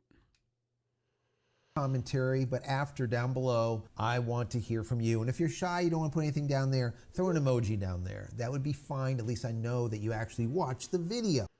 Okay, I don't need to throw an SpaceX emote down Starlink. there. I have over, I think, 400. Okay, so let's get through. I want to hear about the iPhone. I don't care about Starlink. Starlink's great if you're out in the middle of the woods and you need something like that. But practically Starlink, you get throttled and stuff with that. So I don't promote Starlink. If I was in a world area, if I was like in the desert and I like didn't have very good internet options, then I would go Starlink personally, but they're way overpriced for what they are. Has long said, making iPhones in the United States is not just expensive, it's virtually impossible. Despite President Trump's call to force companies like Apple to manufacture domestically, those inside the industry paint a very different picture. Apple's CEO Tim Cook made this clear as early as 2015 when he explained just how much the US lost its manufacturing edge. Quote, this is from Cook. China put an enormous focus on manufacturing. The US over time began to stop having as many vocational kind of skills. I mean, you can take every tool and die maker in the United States and probably put them in a room that we're currently sitting in. In China, you would have to have multiple football fields. And I agree with that statement. You do not have a lot. Okay, so my problem with tariffs is not so much bringing jobs back to America, right? That's not the problem that I'm having. The problem I'm having is with tariffs in general. It's the fact that companies, okay, for one, companies, everything cannot be produced in America, period, point blank, period. That is just common knowledge. Like lithium, you cannot get in America. Lithium is done in certain other countries, unfortunately. Semiconductors, for instance, those millions of chips that are on it, you cannot produce all that in America, unfortunately. So in real talk, like, You can build a phone in America, great. You can, cool. But a lot of those semiconductors have to be outsourced. And a lot of the fabrications for chips and stuff have to be outsourced, unfortunately. So America's in a hard spot and a hard rock. The country we live in is in a very much of a hard spot and a hard rock. And unfortunately, it's going to take decades. It's not going to take, it just happens over time. People think they could just switch a switch. And a lot of companies, like I opened up after I got done streaming, gaming a little bit, and I've been taking a break for the last 2 hours.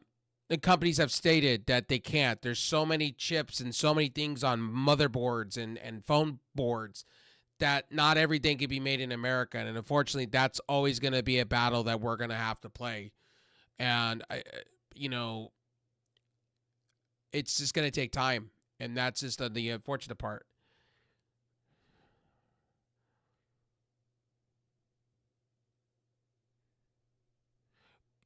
I agree to that to a certain extent, but not everything you can farm in America, unfortunately. I wish it was you could make everything in America. It doesn't work that way. And and I've been saying this for a minute, and people could disagree with me, and that's fine. We can all agree to disagree on this topic. But when I was a kid in the early 90s, we literally moved everything to other countries. That just happened. And unfortunately, to bring jobs back to America, it's going to take time. This is not just going to happen overnight, and there's better processes that we could do to make that better. It's the same thing with climate control. We got to do better than we are now. And I don't agree with we're trying to hold these other countries responsible. It's like, no, we allowed it. We as a society did that. We as people did in the 90s. Blame people in the 90s for it. We did it. We allowed a lot of companies to play roughshod and go move over there because it's cheaper. It was cheaper at the time, and we just allowed it. And now these other countries have gotten way. Whoa! Why is Discord going crazy?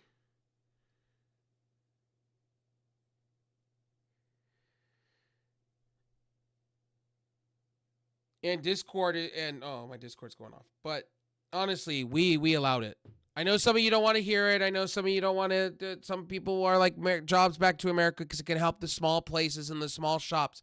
I agree with you. But also, too, what you're asking for at the same time, it's going to drive up prices. That's the thing. They showed making a phone in America would be too expensive. It would be too expensive, too many resources, and it would cost the company more. Companies would have to pay more to make that product, means higher prices for us in return.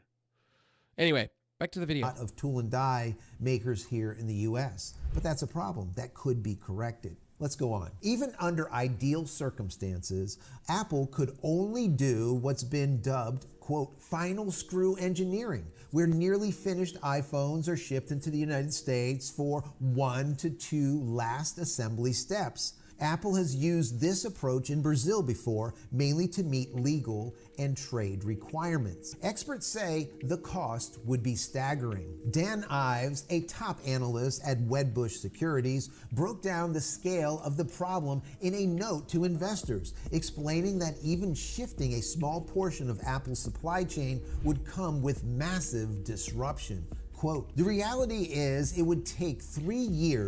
That's the problem right now that these companies are having. So what's happening is you have companies like Height. Height is a case manufacturer for PCs, right? And they're having to halt production they're having to halt bringing in stuff into America because of it. All right, buddy. Lunch and play some golf. Hell yeah, golf's always fun. Driving range or 18 holes. 18 holes is fun. Don't drink too much though. Oh, I don't know if you're that age, but don't drink too much. Don't get chocolate wasted. I'm just playing. Have fun at the golf course.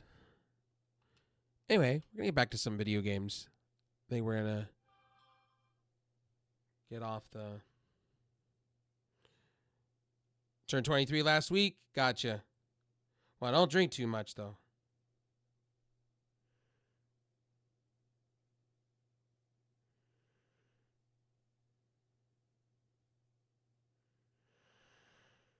Don't drink too much. Don't. I know at the golf when we go golfing, we drink beer or too much soda, depending on.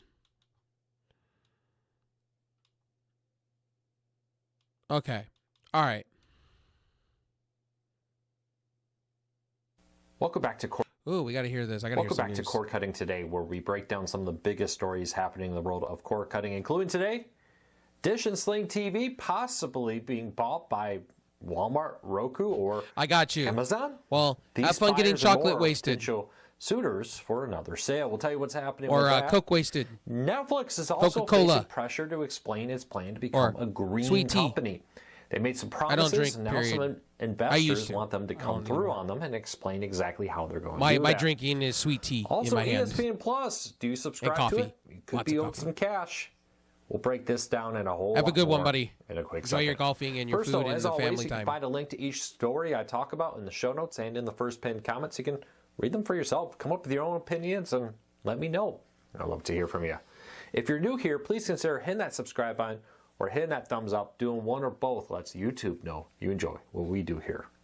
All right, let's dive into it. So, late last year, Dish and Sling TV went up for sale to DirecTV. By the way, guys, purely fair use. I can use content on YouTube, fair use. Long as I give credit, I'm giving credit to everybody I talked to today in the description. And to my other platform, it's under fair use. In a deal that was basically, I can't really get in trouble for it that was unless basically they a $1 go to all my sale. platforms and For enact $1, DirecTV would buy copyrights. I both don't think they're companies, going to. but they would I'm giving them absorb credit the to. debt This of is both cord cutting companies, news, guys, if you haven't checked it freeing out. Dish's parent company, EchoStar, to focus on becoming a wireless phone company. That deal failed after debt holders disagreed with the terms and declined the sale, ending the deal. Now, there's again rumors flying that potential sale could be in the works, that Dish is not done putting itself up for sale for its TV business, at least. Now, who would potentially be those buyers? Well, a few come to mind right off the bat. According to what I've seen over time, one of my picks is Walmart. Walmart used to be in the streaming world with Vudu. They've been trying to heavily diversify into ad streaming and their business overall, just out of just selling stuff, but making Walmart stuff. would be interesting for Dish And Network. They recently purchased I can see that. Vizio smart televisions, including their free. I mean, they just purchased Vizio for $1 billion. They could bundle Dish Network streaming. They could call it Sling. They could consolidate everything into one and just call it Sling TV by Walmart. They could. Free ad-supported It streaming makes sense. service. And buying Dish could kind of go into that realm of diversification, ad sales, and more with it. Of all of them, I think Walmart's probably the least likely. By the way, guys, I want to say this in all my streams that I'm a part. I'm going to be adding more here in a little bit. I don't know what's going on with my chat I'm having to use a second chat. I don't know what's going on with Beam chat. Like, not all my chats are showing up. I don't know what's going on. I've refreshed the chat multiple times at this point. That's why you're not seeing it updated on things. I know YouTube just popped back up magically. I don't know what happened. All of a sudden, all my other chats, if I type, I don't know if they're working. Yeah, no, Kick's not working at all. So I don't know what's going on. So maybe they're just having updates and stuff like that. I don't know. So I'll put up my other chat for the tip. I have a backup plan in case things go to awry. I don't know what's going on. So I just threw another emote in my chat over there. Let's see on my Twitch side if I throw something over. Sorry, guys. If you've been chatting with me on YouTube, on Twitch, I don't know. Just apologize. I'll throw some yeets. Yeah, no, it's not popping up, so I don't know. I don't know what's going on. So I'm just going to load my other chat up for now so I can see my other chats. Because I've been missing out on chats.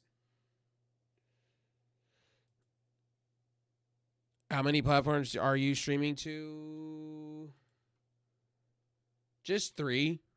Including, 4 if you go with streaming to you guys. Streaming to Beam straight, that's 4.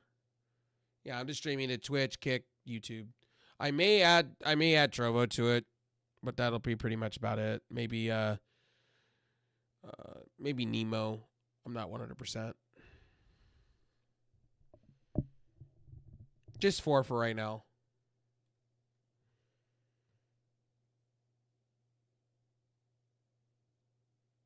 Because it was weird. Like my YouTube chat died, and then all of a sudden my Kick chat died, and I had a couple of trolls that I had to ban, and I had to go manually because somebody was like, they DM'd me on Discord saying, "Hey man, people are chatting in your chat.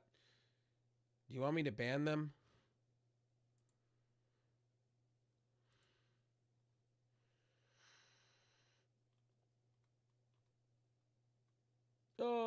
Let's see what we got.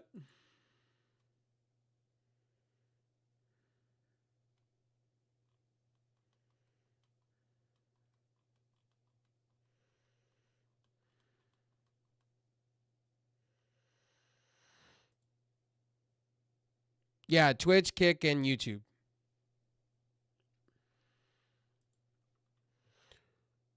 Oh, and just to answer everybody's question, yes, I'm back better than ever. I'm streaming lots of hours now because this is my full-time thing. I don't have a job, so that's what's happening. So you guys know I'm hitting some yeah. So I just want you guys to know with monetization starting to come full circle with Beam and so many other platforms, and they're probably going to have I probably read something.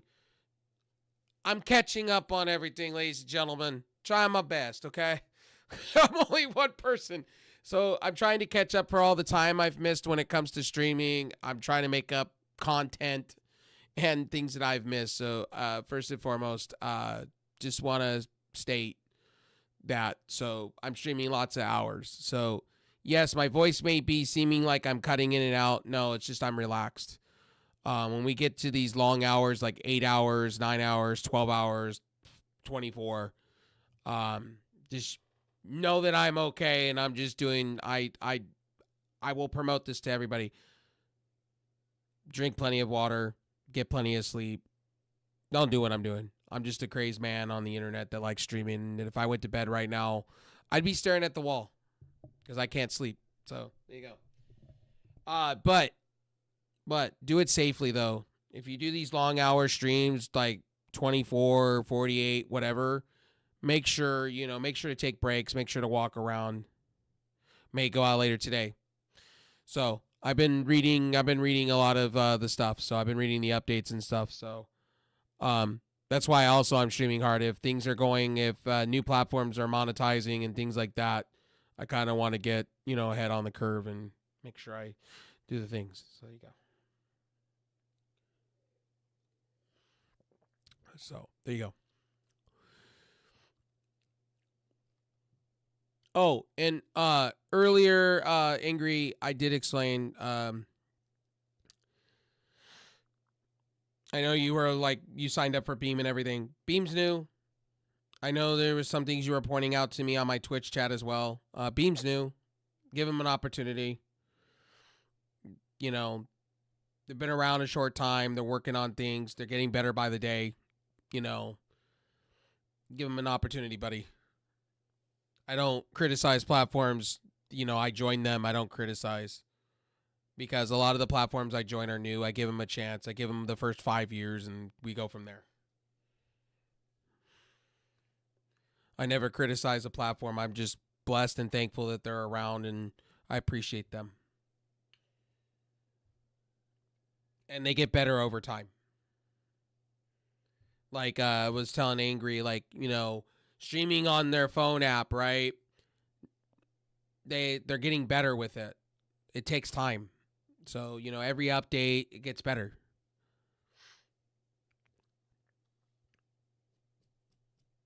And one thing they're going to fix probably with the app is most likely is they're going to probably fix the 2 black bars on the sides. Because it doesn't fill in the whole phone, but that could be fixed over time. I just like the fact that I could stream to everything easily through app, and I don't have to worry about all the stuff. And then they have a chat thing on the side. It's nice. When I did use it when I was out and about at the park, it was pretty easy to use. It's just the black bars got to go. I get why, because it's optimized for a small for like an iPhone type deal, so I totally get it. And the cool part, eventually when I get a foldable, It'll be even cooler because I can have it on one side of the screen and be streaming and playing a video game. So it'll be real cool. Whenever I get a foldable, it'll be nice. That'll be really kick-ass. But yeah, battery life. So I know a lot of the owner and a lot of everybody to watch. I will say this on the Beam app compared to any other app, and where I'll give them a victory is the fact that when streaming using their app to multiple platforms, okay, battery life is sensational. I could stream for an hour and 45 minutes, and I'm only losing 10% battery. Streamlabs, take notes, please. Prism Live Studio, please take notes. Because I do an hour and a half, and my phone's already at 10% battery life. Even when I had an iPhone, okay, the one thing that I complained so much was battery life. When live streaming, I don't know what their apps are doing, but I don't need you taking up like all my battery within an hour and a half. Like I shouldn't have to go carry a battery pack with me on top of, my phone. That's ridiculous to me. So I give that to the Beam service, period, point blank. Like that was one thing in my testing when Angel did tell me, hey man, you should try out the Beam Stream multi-stream on the app. You should check this out. And I was like, hell yeah. And then when I did do it, I was like, okay, cool. I really enjoyed the fact that my battery life, it was much, much better. Like battery optimization with the app was so good. Like that's one thing I will say. And I was going to say something on Twitter about that, or X. I was going to be like, man, that battery life is amazing. And one other thing I will give the Beam app credit on, when you multi-stream through using the app or, the app. I think it's the website, one of the two. I forgot. No phone heating. My phone, when I use Streamlabs or Prism Live Studio, my phone immediately starts heating. And that was even with this Android phone and my iPhone 13 mini. Those apps would heat my phone immediately, like the temperature would rise.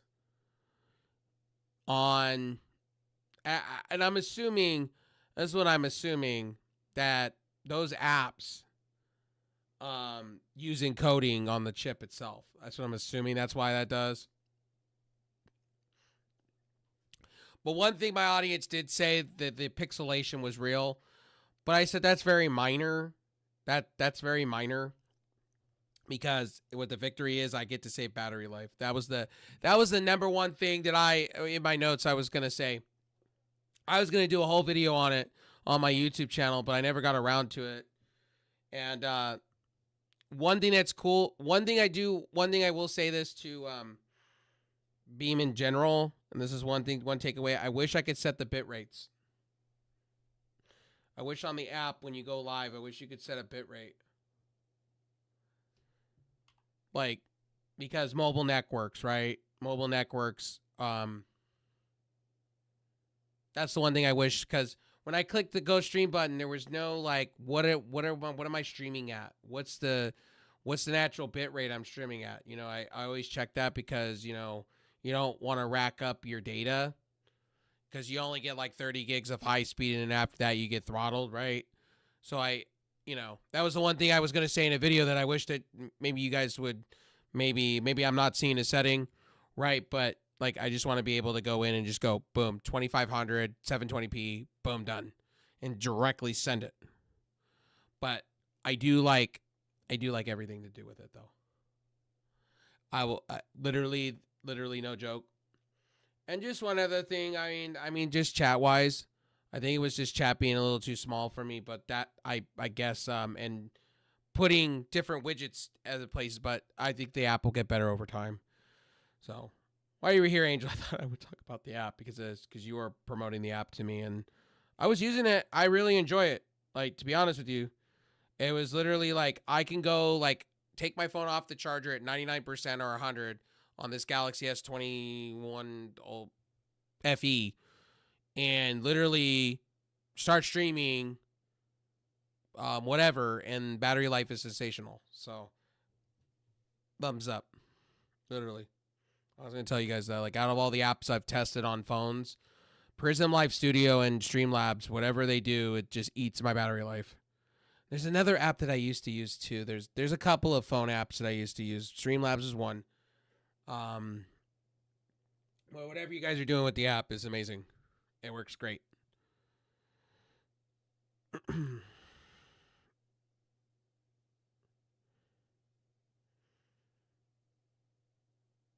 No, I haven't been on it. Yeah, see.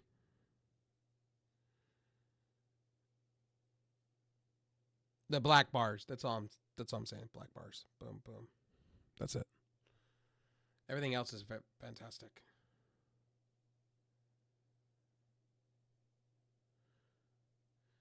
And yes, you can go right into the studio, ladies and gentlemen.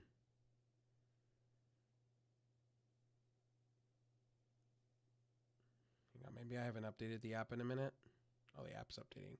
I don't know what's going on my phone today. It's a little slow, so bear with me.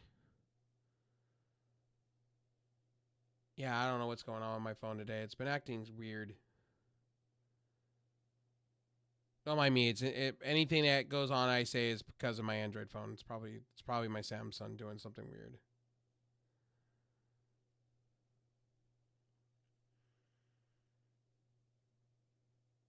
Yeah, okay. Now it's loading and everything. Okay. There we go. Hell yeah. Okay. This is what I like about having everything all in one place. It's just like boom, boom. So when you go live, there's no having to... The only thing I would ask is if you go live on the mobile app, just be able to have it change your title on everything, but that's minor. If you have those apps on your phone, you could just click on the apps and change it on the fly before you go live. That's minor. All right, let's change this real quick. We're going to go back to Fortnite.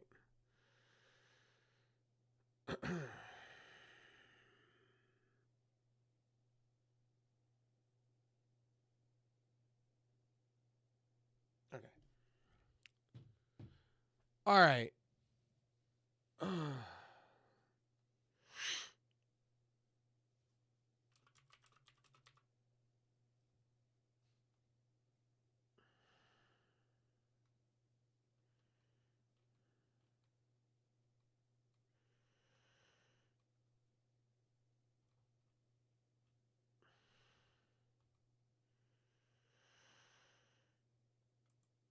Let's do that.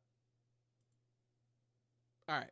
I think I am going to get off here and go chill for a little bit. I think that's what I'm going to go do for a minute and chill. So if you're on my other platforms, thanks guys for stopping in. I am kind of chatted out. And what we'll do is we will go find somebody to raid real quick.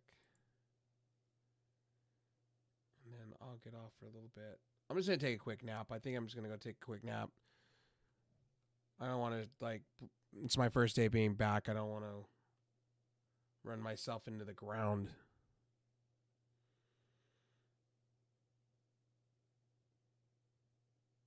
Anyway, I will see you guys later.